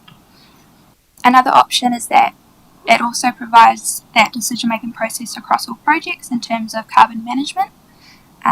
This kind of refers to your capital delivery process, so it would provide a lens over your long-term plan, and then it would assess that from a carbon perspective and how we could either shift or improve our practice for that environmental outcome. Councillor Proctor. Thanks for your very insightful report and for that answer there as well. That was very helpful. You've already sold me, I think.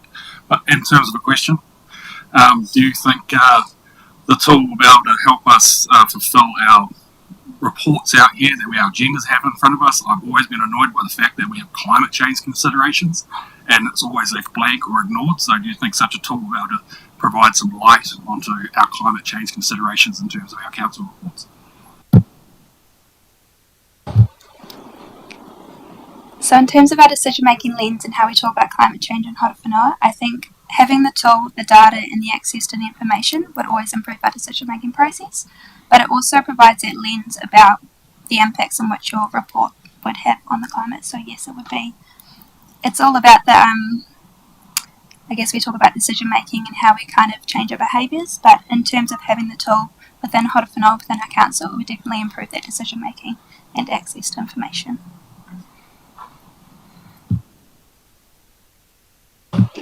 Yes, what? Just a query about this tool, whatever format it might take. There's a whole lot of options, some that you've covered and some that you haven't. I was wondering, will there be some quantifiable data included in whatever tool we get as to potential secondary benefits, i.e. monetary benefits? If this tool can tell us the carbon footprint of this building, and we're allowed to put in parameters such as if we put solar panels on it, what would the carbon reduction be? Is it also going to provide us potential data about power savings and cost offsets? Is that something that these tools have scope to do?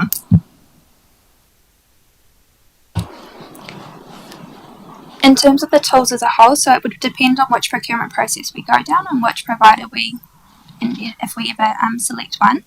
Some of the tools provide that kind of background data research, so it bases your carbon projections on your old process, for example. So if we wanted to collect that data, it might take a longer time. Other tools that are included in the report, such as the Monitor Carbon Portal, has that kind of decision-making process when you look to implement those changes. So if we were to say we want to add solar panels to our roofs, it would then base that on other companies and buildings that have done that, and then it would show those projections. But in terms of the cost saving, we would need to test that over a period of time.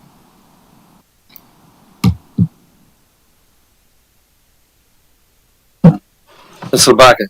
So just to be clear, this tool, $50,000 or however many $1,000,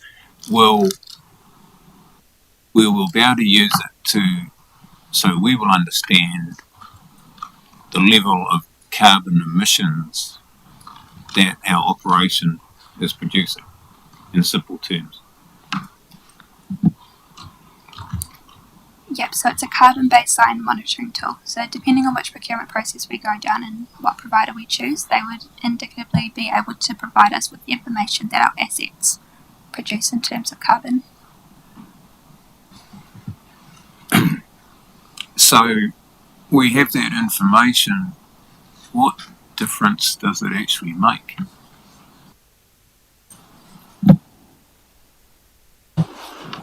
And I think that comes back to where, as the council table, your priorities lie in climate change. So to date, you haven't had that information, so admittedly you have been, I guess, unable to use that evidence to inform your decision making. But obviously the direction has been that this is something which could help council's decision making, And so if council was of the view of wanting to make changes to its carbon emissions, then this information would help it understand the impacts of decisions that it was making.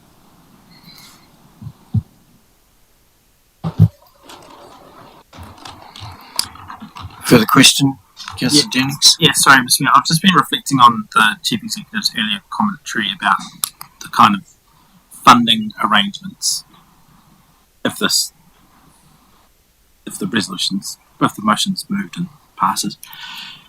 And so that placeholder $100,000 is due to commence from 1 July 2024, and it's confirmed through budgets at the moment. It's not really up for debate and through the LTP process, is it? So if we wanted to allocate the orders, so We'll be part of deliberations. So that's the question, right? Is that if that's all right. I think I've answered my.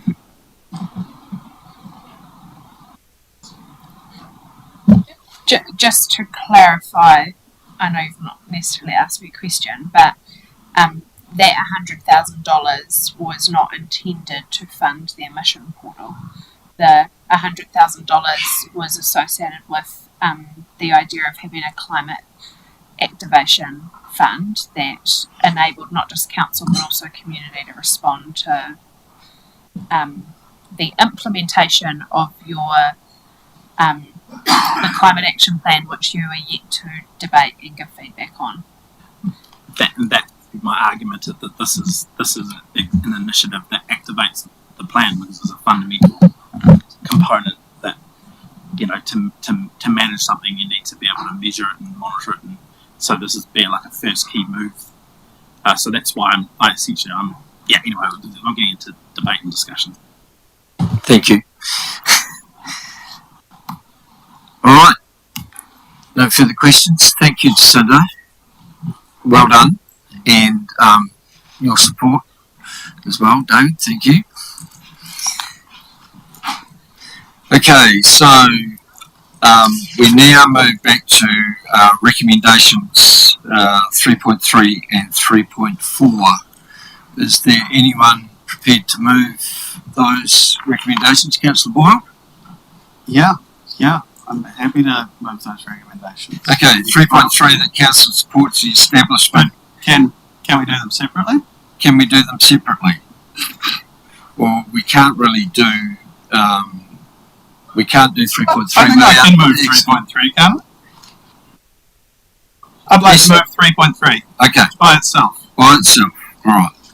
3.3, that council supports the establishment of a carbon emission portal to monitor and measure council controlled emissions. Seconded by Councillor Proctor. So now up for debate and discussion. Councillor Barker.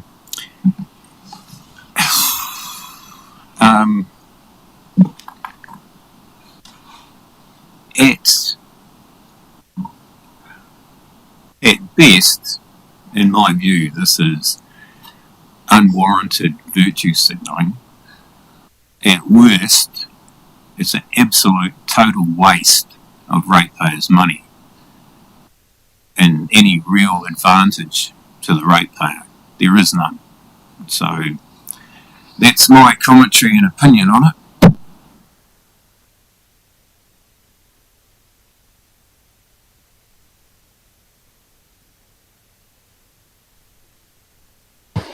No further, Councillor Jennings. Yeah, look, I'm happy to say I probably don't take quite the same extreme position. Well, I won't call it an extreme, but I don't take the same position as Councillor Barker. But there is an element of, there's a values-based decision here around, like, if we're doing this, why are we doing it? What value is the information going to bring, and what does it inform?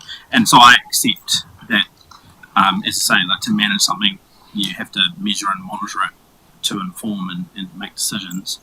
The question is this as important or more important than all the other things that are on council's to-do list?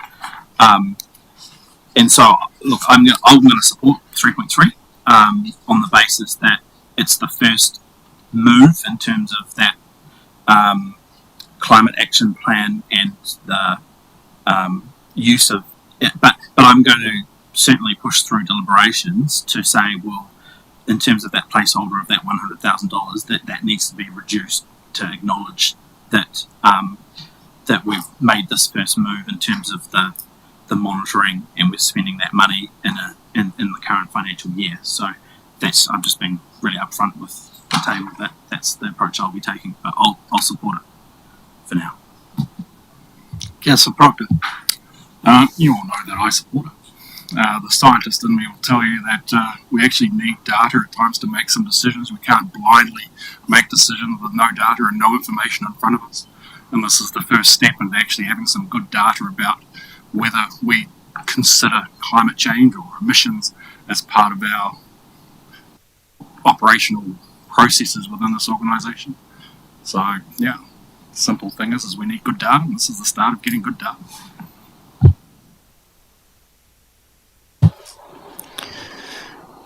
I too will be supporting this. Being part of the Joint Climate Action Committee with the region, I know that many other TAs are doing exactly this, starting this process to measure climate emissions. We need to, or carbon emissions, sorry, we need to be, I think, part of that story. We need to feed into those things because there will be regional type impacts that we need to be inputting into. So yes, I see this as the first step in terms of along that journey, and yeah, we'll support it. Councillor. Yeah, I'll support it too. I guess for what it's described to do and the kind of information it will provide. However, that consideration piece when you're giving weight to in a decision-making process, I guess I'll always maintain that things like health and safety, the environment, financial and legal considerations and impact in terms of cost to the ratepayer, they're kind of always at the fore for me. And I'll just be honest, climate change is a little bit further down, so even if the information's there, I wouldn't necessarily be swayed. It'd have to be quite significant difference in that space for me to, so yeah. But as a tool, so long as it's not excessive to maintain, because there's always cost to maintain a subscription or a tool of sorts, yeah, if that can be managed well, then yeah, I'll support that. Okay, let's move on. I will put that recommendation. All those in favour? Show of hands would be good, please. Against? For the record, yes, so noted. The motion's passed. Thank you. Right, moving to 3.4. The Council approves the unbudgeted operational funding of up to $50,000 in the current financial year, 2023, to commence establishing the carbon emission portal. Happy to move. Would like to speak to it. Councillor Boyle, let's just get on with Councillor Proctor. Seconded. Yes, you may. Briefly speaking to this, yes, we have a potential 100k budget in the future that I'm sure there'll be some argument about retaining it all. We need to do this to get somewhere. We've already said we're going to do it. Let's talk about the 100k later. Sure, maybe we could cut it by 50 for the first year. We shouldn't, but we'll deal with that problem later. Councillor Grimstone. Yeah, look, following off from that statement, I think we all get a little bit hysterical when we see the word climate in an agenda. Yeah, frankly, this is a tool that's going to help inform and forms good governance. So just because there's the word C attached to it, I don't think we should be too worried about how we pay for it. Will we use it? Will it help influence our decisions? Then let's go for it and leave the proposed potential climate action plan budget alone. Councillor Proctor. along the same lines as Councillor Grimstone, I think this is an investment in good decision making going forward, and we are working on a long-term plan for the next 20 years, and we need some good decision making tools to inform future plans as well.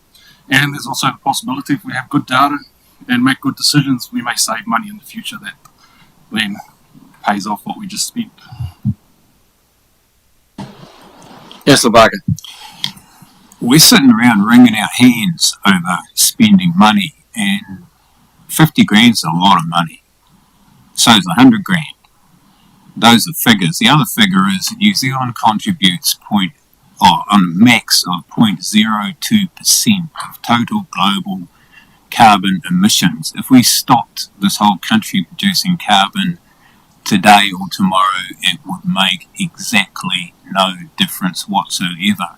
China's just commissioned another 120, I think, plus coal-fired plants for power. It makes no difference whatsoever. And in the position we are now, we're broke. 100 grand's a lot of money. I don't think we should be even thinking about spending it. Councillor Tupapa.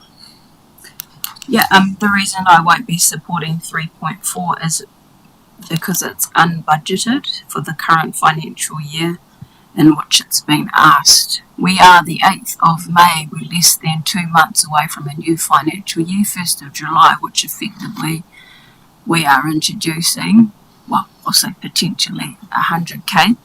I think it can wait 6 weeks or whatever it is. And of that, this would be, like already mentioned, the first thing that would instigate within that fund. So, no, I won't support unbudgeted money for now. I just can't do it under the financial pressures we face. Councillor Tawihana. Yeah, I find myself in a similar position with the budget round we're experiencing. I suppose, looking back on today's proceedings, this was something I feel could have been captured within the Better Off funding. There was an opportunity to maybe have utilised some of that fund to do this and not put the burden back on our ratepayers when we're being told to cut our costs. So, kia ora. Councillor Jennings. Yeah, thank you, Mr. Mayor.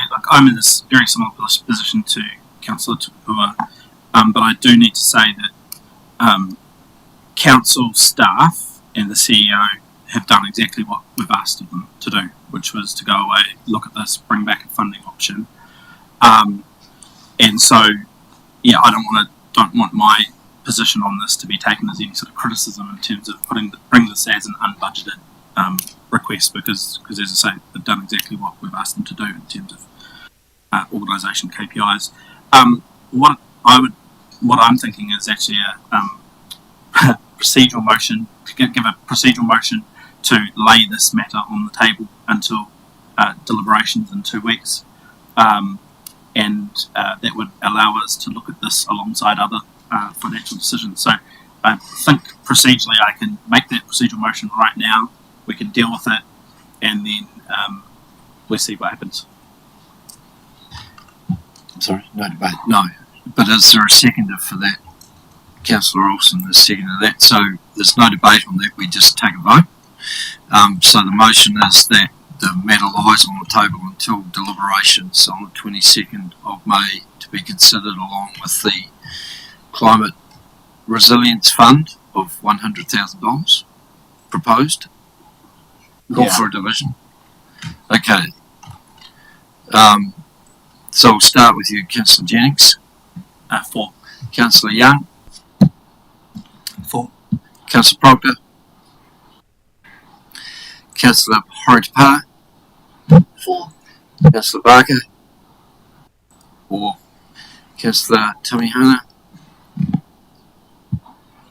Against. Councillor Olsen. 4. Deputy Mayor Allen. 4. I will support. Councillor Boyle. Against. Councillor Grimstone. Against. Councillor Tupapa.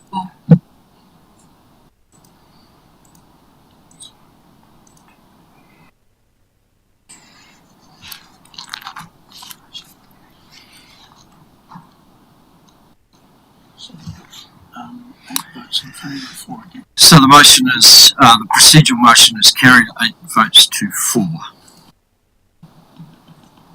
So in that case, we don't now then debate or proceed with 3.4.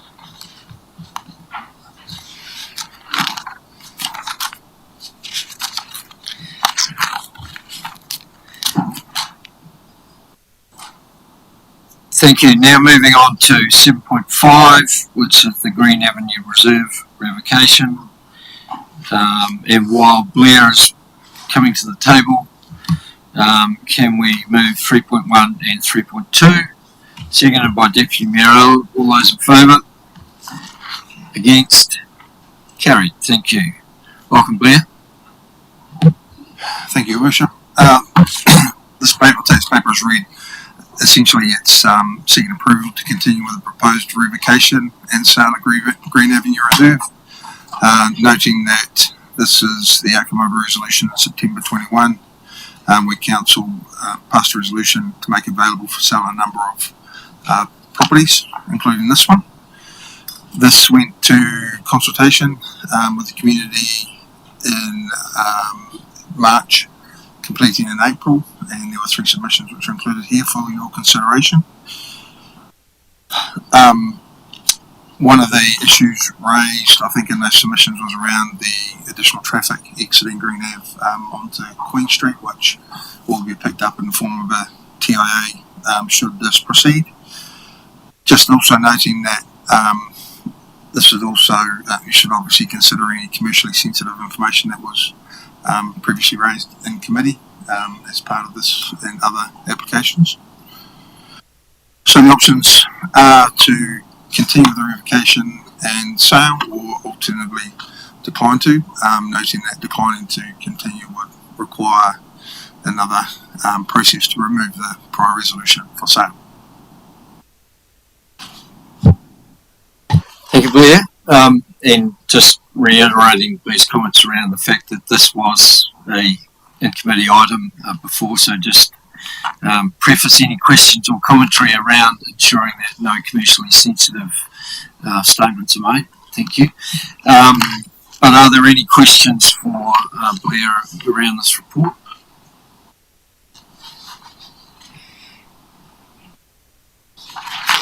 Can I just ask who the developer is of the property? So I would just reference that is withheld under the Local Government Official Information Meetings Act, but would remind councillors that you've got access to that information in your in-committee paper. We could, if you wanted, Councillor Tamihana, we could I could answer that question by us adjourning and going in committee, or I could point you to page. No, that's a decision that council has already made. This is you confirming. Confirming that we're still to proceed or not.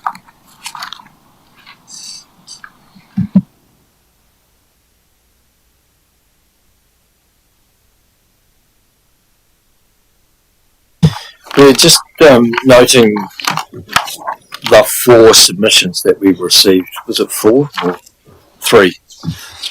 Have those people been spoken to since they've made this submission? Some by email. Yes.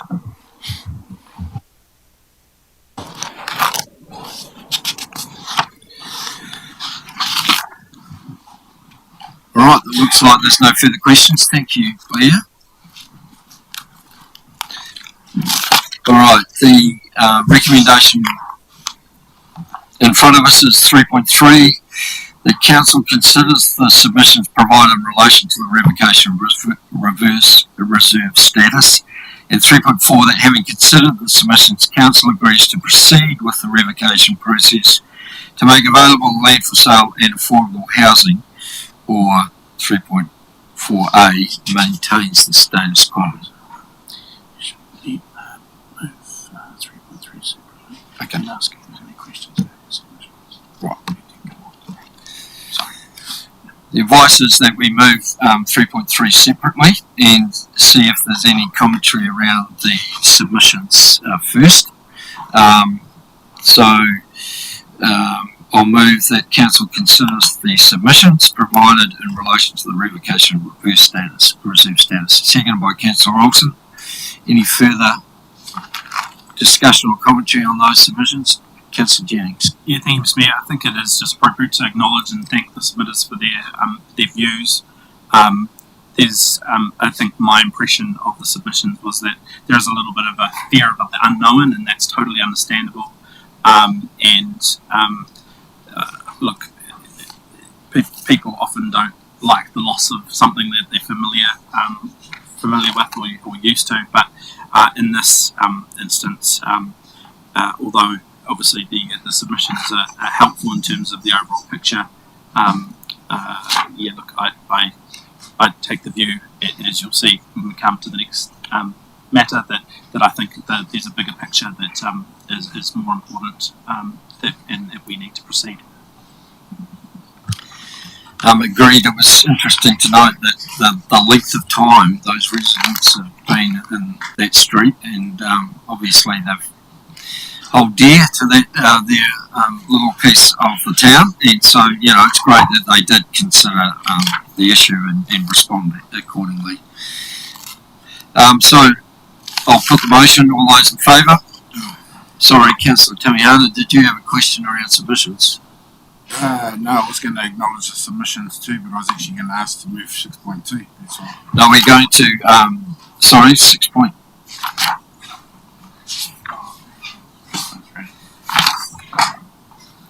So we're just at this stage just receiving the submissions and considering them. Alright. So I'll put the motion. All those in favour? Against? Carried, thank you. Sorry? Oh, so okay, you're against considering the submissions. Right. Yeah, I thought that might be the case. Yeah. Alright, so the next recommendation is that, having considered the submissions, Council agrees to proceed with the revocation process to make available the land for sale and affordable housing, or to maintain the status quo. So do I have a mover for either of those options?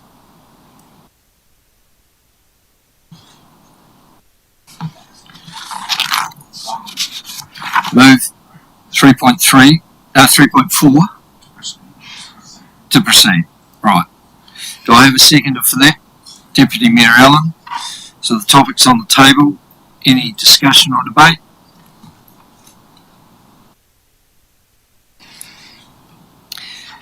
There being none, I'll put the motion. All those in favour?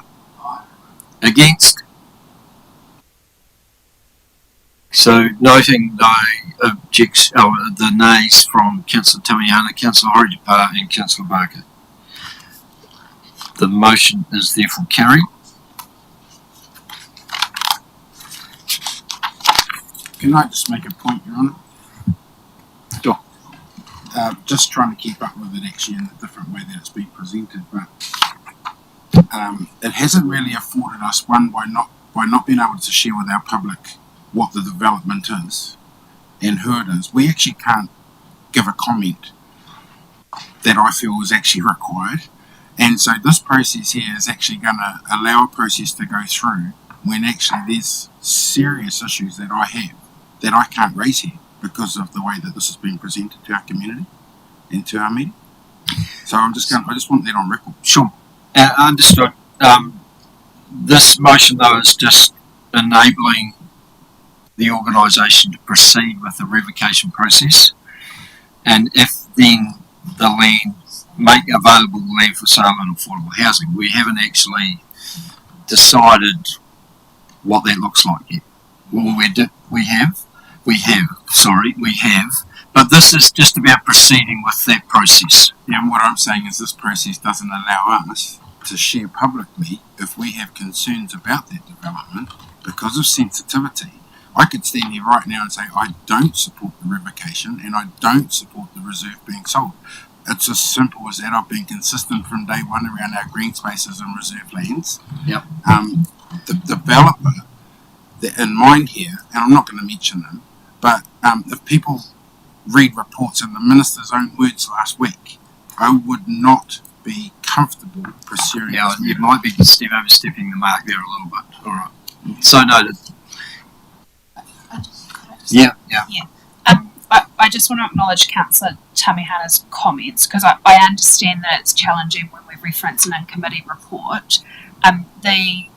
Typically something like this would have become in committee because it's referencing in committee, and so this is an example of if we think about that openness and transparency piece where we're trying to make sure reports aren't in committee by bringing it publicly and then referencing in committee information. And so I understand that that makes it challenging when then you're having to make a public decision that references in committee information.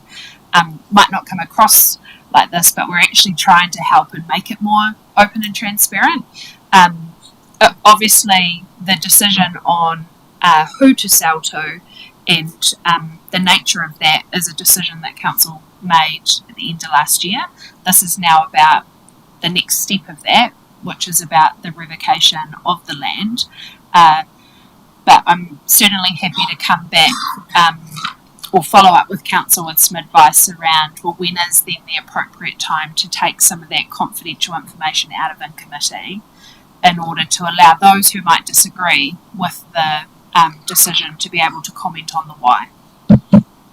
Thank you. I appreciate that, Monty. And just to finish my comments around the matter, I suppose what I'm saying is some of those top 10 principles we're working with for our community around affordable housing and things like that, and the way we present documents is actually inaccurate. And that's the point I'm probably making, and it's really unfair on our community and even us as councillors that we can't openly share what maybe some of those concerns are. Kia ora. I'm just a bit confused here because our top 10 priorities say enable affordable housing. Well, that's an interpretation, but we're following our top 10 priorities by, yeah. Understood. Thank you. So now moving to 8.1, which is the Council Organisation Performance Report. Could I move 2.1, 2.2? That the report be received, seconded by Councillor Young. All those in favour? We do have 2.3. Is there any questions or clarification sought on the organisation report, which was obviously a separate addendum to the agenda because of its length of 160 pages. Any comments, questions?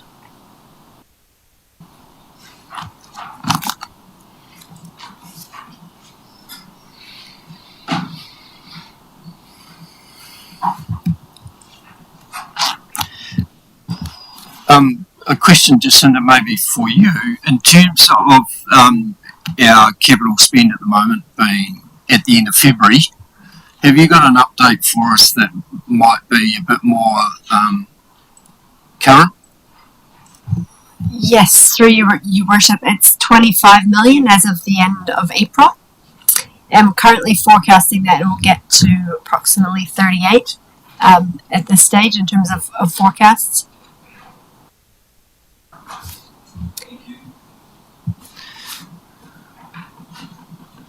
May I please just mention as well, just in regards to the organisational savings target. So we are still working hard to meet the target of $1 million in terms of where we sit for the end of the financial year. It is going to be a challenge. There's a few things that are putting pressure on it heading in the other direction, but we are in the range of somewhere between $800,000 and $1 million at this stage.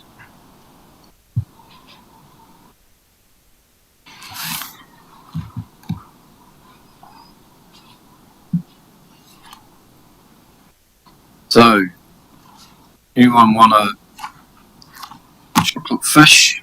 Can they tell me how many engagements we did in the consultation period for the long-term plan. Well, I'm just trying to understand that. I hope that everyone has read the document thoroughly. That's, I just want to give due credit to this piece of work because it's a massive amount of work that goes into preparing 160 pages of what this organisation has done, what it is facing and the challenges that are here us. And there's a huge amount of information in here that we should not only be celebrating but also keeping an eye on in terms of future questions and things that we need to ensure that we are having a governance oversight of. So I just really want to acknowledge the work that goes into preparing a document like this, and there's some really good stuff in here, and I just want to implore you to give it due consideration when it does arrive in your inboxes. Councillor Jennings. Yeah, thank you, Mr. Mayor. I'm going to make a comment, not really a question, because I guess this is the frustrating piece of it. And this is not a criticism of Councillor Tamihana, but just Councillor Tamihana just expressed some frustration around the affordable housing, the definitions, that kind of thing. And this is the opportunity to ask those questions and have that dialogue around what is council doing, where is it putting its energy, have we got our settings right? And so it's kind of this is the opportunity to get into some of these high priorities and ask some of these questions. And so, I mean, it's a challenge also that when elected members are voting against particular motions, there's no articulation of the reason or the back, I guess the issue of what it is that's fundamentally causing that disagreement or that support or opposition to something. And so that's where I guess this is just a reminder to our table that this OPR is just such a critical, important document for us to have this kind of discussion around where we're heading, where we want to put energy and resources and focus, and it allows us to ask those real fundamental questions about where we're spending our time and energy. So, yeah, sorry that's a long-winded statement, but yeah. Well, good. Councillor Tukapua. I'll just quick comment about noting the positive work around the Mayor's Task Force for Jobs, covered in page 19, I think. The dog pound work that's been done, the photos are helpful. Obviously a change since our site visit some time ago. And yeah, that's to the exercise yards. And I guess I raised this as it's an upcoming, I guess, everything on the table contestable piece about LTP that I'll be looking toward. But my question is probably for you, Mayor Burney, around have you considered more about our monitoring, particularly of the next financial year, whether we would perhaps reinstate finance in some way as a dedicated forum because of the pressures and the level that we need to kind of draw our attention to. I guess I've experienced the value of a finance committee, and then the version where it's kind of captured in all things, it's a little bit harder to hone in on if it's not given that isolated time. But anyway, I was just wondering where you might be. You might not have an answer now, but something for later, please. As you will know, I've raised this because I do believe we aren't. It's focused on the financial aspect of the organisation as a governance table. We might possibly give more oversight on, and when I think of, we used to have a dedicated finance committee, basically, that we would spend considerable time talking about the individual aspects of a financial report, and we don't haven't carried that through. And so, yeah, look, definitely it's a consideration that we need to have that conversation on in terms of how that is best done. But I do agree with you that we do need some more oversight as governors of the financial performance of the organisation. Mr. Mayor, can I just confirm that we just had a conversation with our independent members on risk and assurance recently, and that we had some general discussion about them having more oversight and understanding of some of those financial aspects, and so the organisation is now providing a copy of the OPR to elected members as well, to independent members to ensure that there is that sort of broader context that's available to them. I know it doesn't answer the question of Councillor Tukapua, but it's I guess it's just one of a small little thing that we can do to ensure that we're getting robust advice from a risk perspective in terms of finance and finance aspects, by having our independents have that broader context and understanding. So, yes. Through you, Your Worship, I just I think it's important I respond, mostly just because the media is in the room, because I don't want the comments that I know you've just said, Mayor Burney, to be inferred as if governance are not receiving the financial reporting they should. Governance are absolutely receiving the financial reporting they should, and if anything, I'm sure that some elected members will comment on how the level of financial information you're receiving is greater than you've maybe ever received before. But what I've heard from Councillor Tukapua, what she's raising is the mechanism in which Council dig deep on that. Is the OPR the right mechanism for that, and is the Council meeting the right mechanism for that, or is there an opportunity to explore a return of the Finance Audit and Risk Committee? And I certainly wasn't inferring that we're not getting the information. But yeah, look, a further conversation in terms of, where we go from here in terms of that, I think will ensue in the next few weeks, and maybe implement something for the new financial year starting 1 July. Jacinda. May I just make one more comment as well? I think there's probably a mix to consider as well in terms of something more informal on a semi-regular basis for those that might want to ask questions and talk through stuff in a less formal environment, to be more comfortable with the numbers as well, something maybe we could accompany with that. And can I press upon councillors to maybe have a look at Arcona, which is the local government New Zealand sort of base for information. There is an excellent course on financial management contained within that, and would give people some guidance in terms of the questions and that they may need to ask. It is helpful,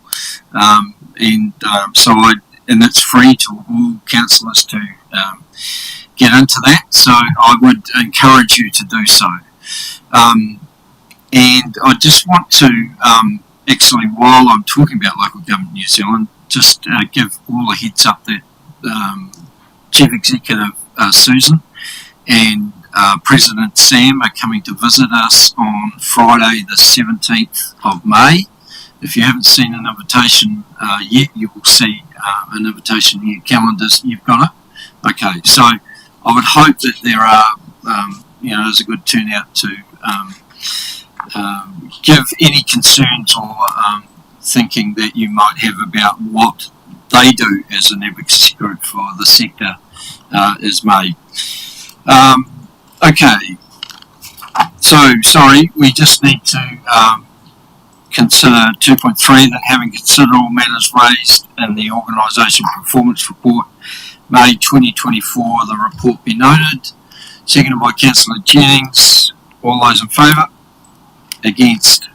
Carried. Thank you. Moving to 8.2, the Council Resolution and Actions Monitoring Report for May. Move 2.1, 2.2, that the report be received. Seconded by Deputy Mayor Allen. All those in favour?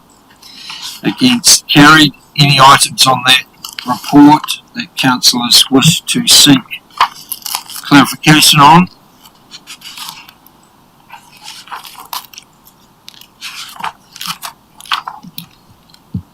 Councillor Tupapai. Just while it's quiet, just a quick note on that page 118, the old red one that's always red. See the two names, Cafe de Moglin and Dutch Oven? Hence my mistake last week because it keeps popping up. We'll take responsibility for that.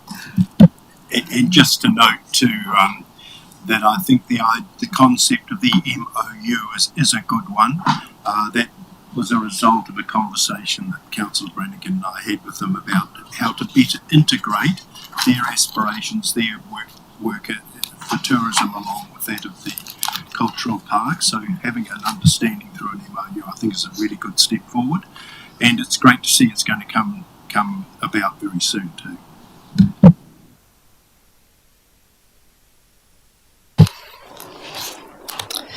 Okay, moving on to 9.1, the proceedings of the Community Wellbeing Committee. Move 2.1, 2.2 that the report that the report of the proceedings of that committee be received, and that council receives the minutes of that committee. Seconded by Councillor Grimstone. All those in favour? Against? Carried. Thank you. And then 9.2, to present council the minutes of the Community Funding Committee. Oh, sorry, the first one was for the 27th of March. Now the minutes for the 10th of April. Move that those be received as well. Seconded by Councillor Grimstone again. All those in favour? Thank you. I assume there's no items that councillors wish to query in either of those minutes, are there? Thank you. And then the 9.2, sorry, I've got that all wrong, haven't I? The Community Wellbeing was the 27th of March, the Community Funding and Recognition Committee is the 10th of April. My apologies. Alright, so we've received the report, but are there any matters in that report that councillors wish to bring to our attention? Councillor Tupapai. Me, Bernie, just on the page 132, there's a double question mark up by your name. I wonder if you want to get that fixed. Yeah, Grayson, we've noted that, and it will be fixed. Yeah. And the thing of mayor as well. Yeah. Yes, thank you for those that highlighted that. That's an interesting. Okay, so we've passed that receipt of that. Yes, we have. Cool. Thank you. So. Yeah, sure. We're now moving to 9.3, which is the proceedings of the Te Awaho Foxton Community Board from the 8th of April 2024. 2.1, that the council receives the minutes of the Te Awaho Foxton Community Board meeting held on the 8th of April, seconded by Deputy Mayor Allen. All those in favour? Against? Carried. Mr. Gerling, would you like to join us at the table just in case there are any questions that councillors may have about those minutes or the recommendation that we're about to receive? So is there an officer talking to this or? Okay. So let's, I'll just ask Chief Executive to introduce the topic. Councillors, in front of you, you've got a reference to the report which we presented to the Te Awaho Foxton Community Board on the 8th of April. I want to note officers' advice to the community board, and that was in line with the timing and the commitment that we've given to the review of the Foxton Beach Endowment Fund. That our recommendation was that funding not be provided, and obviously the applicant to the funding provided some helpful rationale to the community board, and the community board also had a perspective on that, which no doubt Mr. Gillen will speak to. The community board have recommended to council that the funding be granted, and what I did just want to do in introducing this report is just acknowledge the role of hapu, who are playing and will continue to play an integral part into the review process. Hayden Turoa isn't able to be here at the meeting, but he did send me an email last night just asking for his views to be offered to the table, because he has some commitments, which means he couldn't be here. But essentially the message is that he's concerned that the decision impacts the integrity of the review process and doesn't make sense. And so at the core, he'd like to suggest that council more formally consider having a hold on spending from the Foxton Beach Endowment Fund until that review process is complete. That would mean in this case going back to the group and saying that the application is not off the table, but it's just the timing of it is not right. His message goes on to say that he is mindful that the Te Awaho Foxton Community Board have reviewed the application though and the proposal and supported the application, and while his views and acknowledging that his views represent the views of hapu are important, he wanted to emphasise he does not have any ill feelings towards the applicant and the trust that the Te Awaho Foxton Community Board emphasising that they have completed a robust process, but is hopeful that council's decision can be weighted in a way that respects the process that everyone has agreed to. He then just goes on to say that he's acutely aware that no funds from the endowment fund has ever been given to hapu and marae in the history of the fund, nor nothing contributed to those hapu owners who have been negatively impacted by the alienation of their land. So that's me passing on to you that message, but really emphasising, probably from an officer perspective, there is a review process underway. Yes, that review process is taking longer than probably anyone would like, but that's because there has been some time given to making sure that we get it right in terms of the how. But obviously what council has in front of them is a recommendation from the Te Awaho Foxton Community Board on a really worthy application from a community group who do amazing mahi in our district, and I don't think that's what Hayden's view. Hayden's not questioning that, it's more how does this sit alongside the commitment council and the community board have made to the review of the endowment fund. I'm happy to answer any questions, me Bernie. Councillor Olsen, just in light of those comments, the Chief Executive, what sort of time frame roughly do you think, like just roughly going forward, would it complete that process?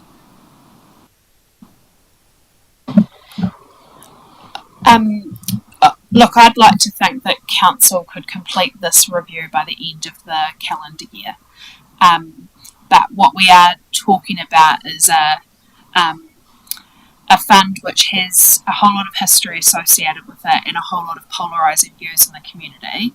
And wherever council and the community board, together with hapu, land on a new proposed policy, that will require consultation with the Foxton Beach community.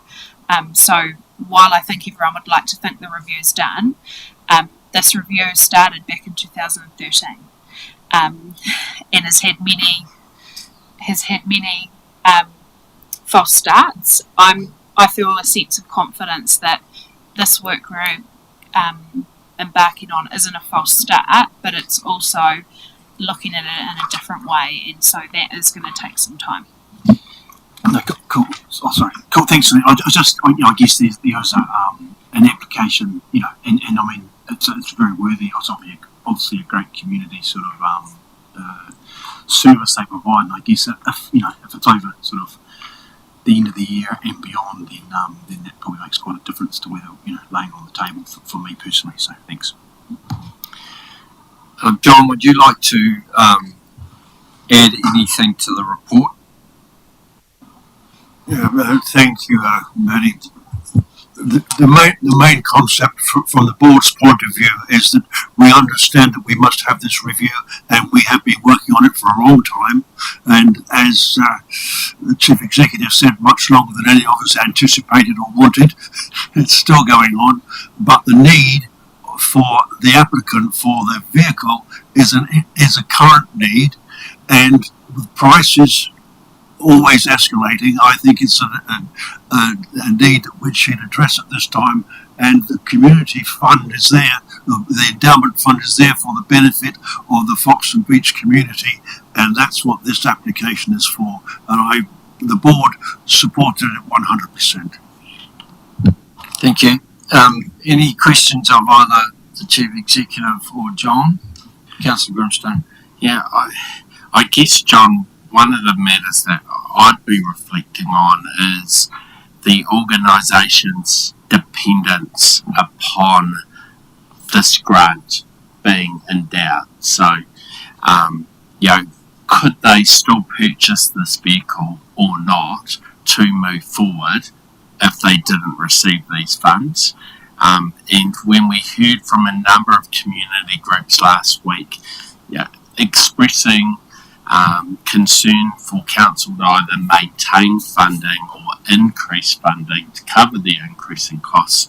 I asked a couple of times around, I guess, the financial implication of a decision to fund or not fund or cut funding. And from my perspective, I'd be wanting to understand this entity's position in the event of could they still purchase this vehicle if this endowment fund wasn't accessed at this point in time. I respectfully say that, quite frankly, the vehicle is needed now, and that's the important thing. And the funding from it is not coming from ratepayers' funding, it's coming from an endowment fund specifically in place for the benefit of the residents of Foxton Beach. It's not a ratepayers' concern at all. It's the fund which is there for the benefit of the ratepayers of Foxton Beach. I can't emphasise that strong enough.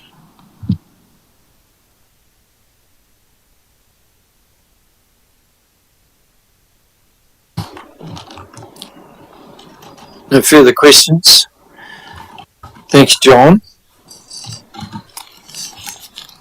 So the recommendation on the table is, well, not on the table yet, but the recommendation 2.2 is that council approve funding $27,241 from the Foxton Beach Endowment Fund to the Foxton Beach Community Centre as a grant towards the purchase of a 2024 Toyota RAV4.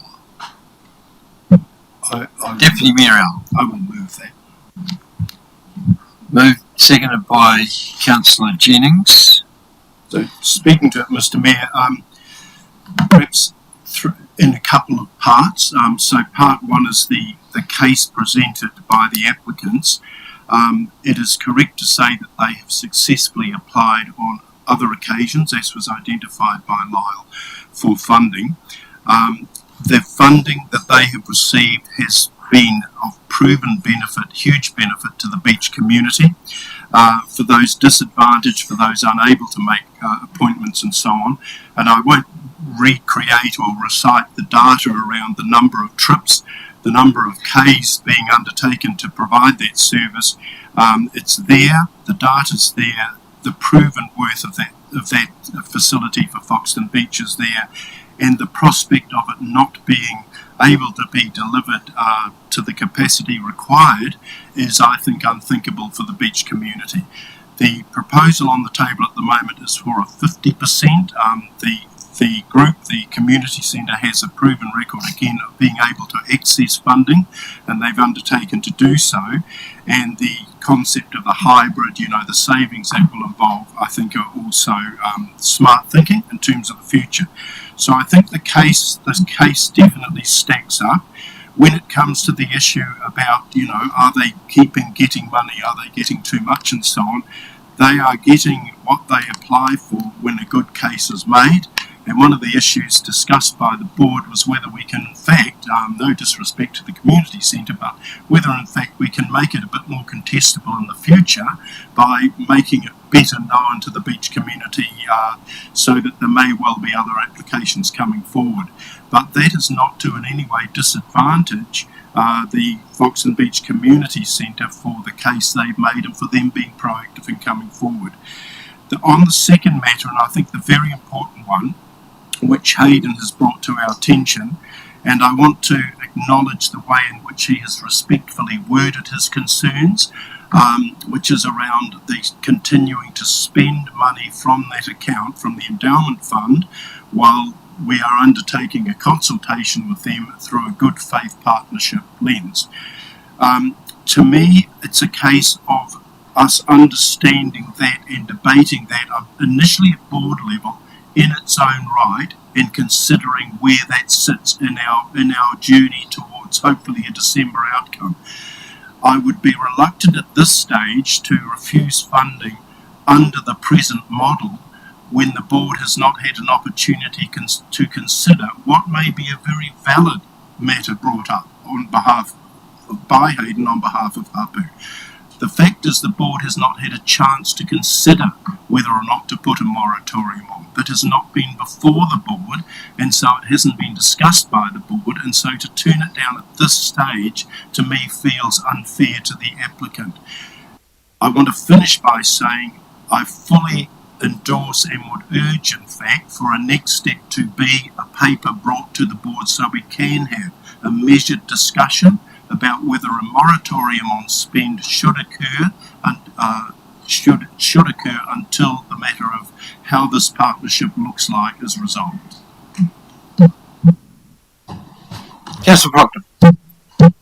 Thanks. I support Deputy Mayor Allen's comments, and I think he's summed it up quite nicely. A lot of the issues in terms of the Foxton Community Board, they've made their decision, they've presented their proposal to us. I think it's a very good proposal, and we should support it. In terms of the comments second hand from Hayden Tura, he should have really followed process and come to council and made some comments in person. But those messages that have been reiterated to us, he obviously doesn't oppose this particular application either. So I think we should go for it. And the last comment I'll make is that they're doing their little bit for climate change as well by getting a hybrid kit.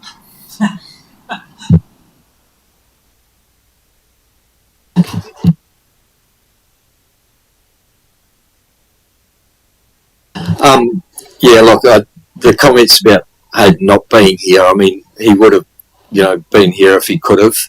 I suppose my only comment with that I would have generally asked for email messages like that, which we have received before, to be made at the public participation time rather than possibly at the time, because we did listen to all public participation members at the time, and normally in past I have accepted email content in that space, which I think is understandable if people cannot be present personally.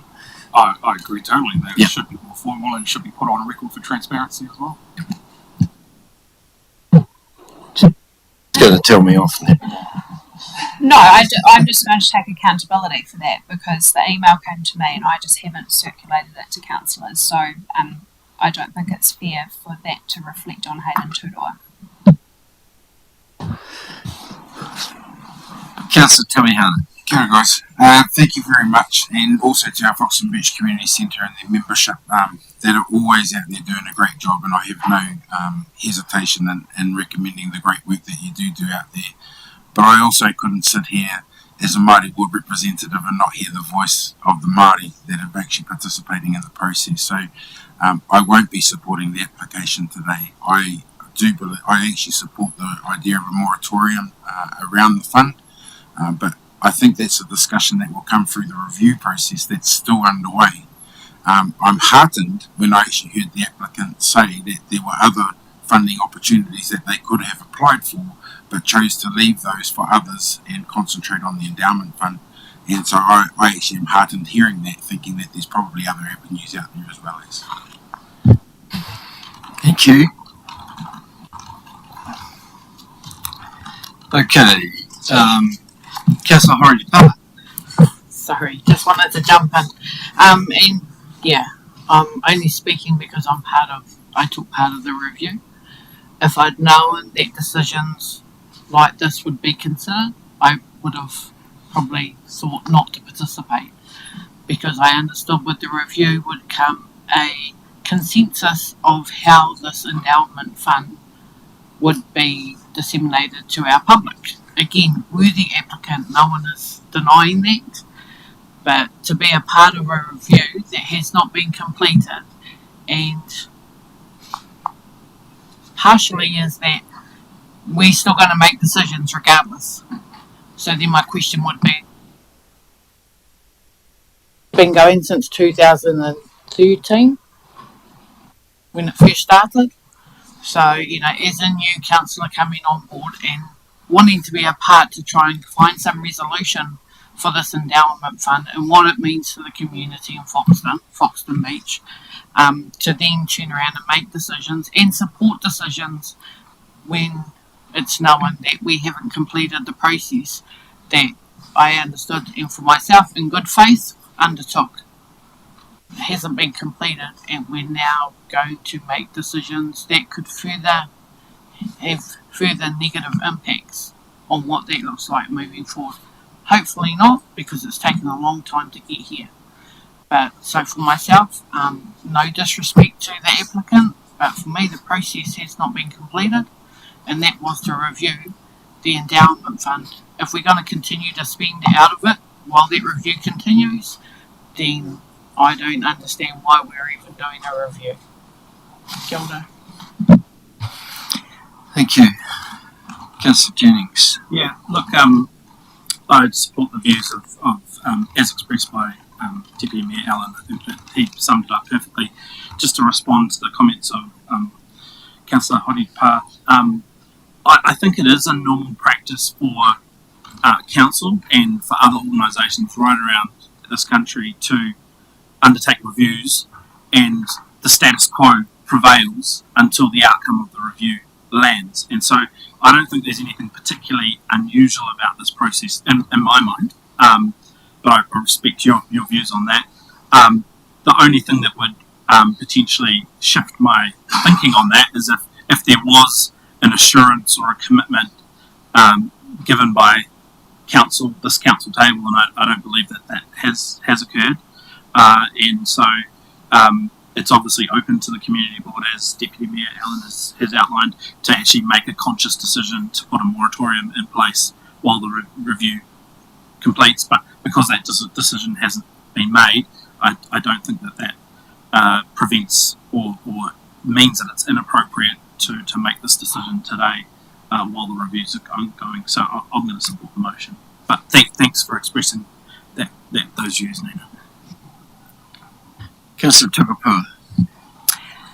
Yeah, since I've been here, 2013, I just want to share that the review hasn't always had the same effort or resource consistently since that time.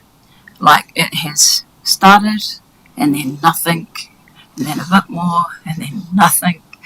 And only now in the recent, I guess, work between Hapu and the Foxton Community Board, with the assistance of obviously Ashley and others, has it been so close to where it's at now, like in terms of meeting on a marae together, and just the approach that's been taken. It's come quite far in a short time comparatively, if you think, even though it started way back then. And just what I've heard the two sides support for and not, and absolutely, like, you've all sort of said it's a worthy application. I'm at a point where I'm a little bit blind in spots, and I think I'm going to abstain.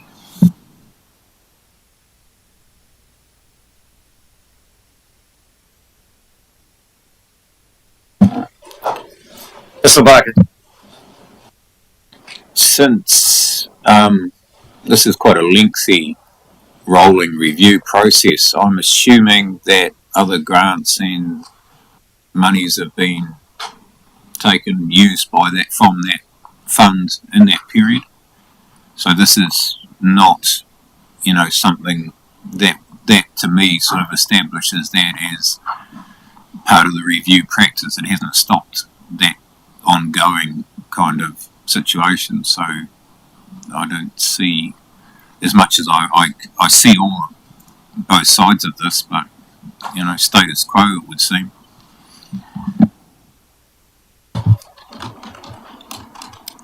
Thank you all. Is there any further commentary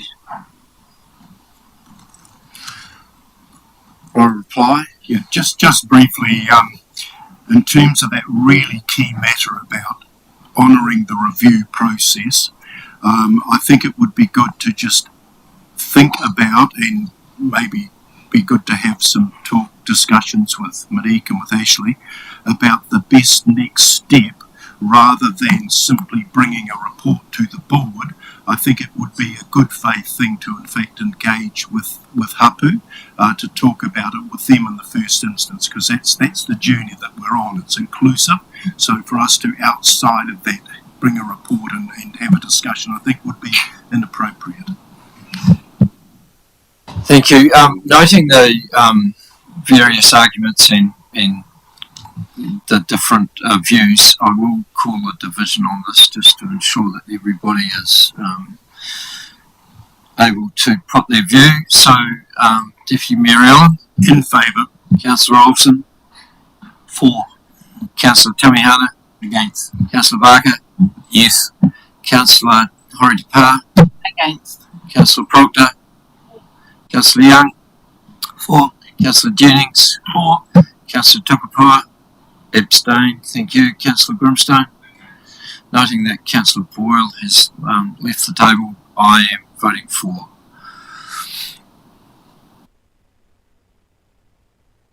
So the motion is carried.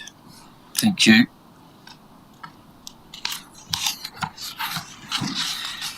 Right. That brings us to the end of our open agenda, except for the motion to move to in committee, which is the exclusion of the public under the Local Government Official Information Meetings Act 1987, where we will note the Green Avenue Reserve revocation attachment, the Tara Eka Crown Infrastructure Partners update and procurement, C2, the Council Resolution and Actions Monitoring Report, and C3, the Three Waters Service Delivery Management Options. So moved, seconded by Councillor Jennings. Thank you. All those in favour? Against? Carried.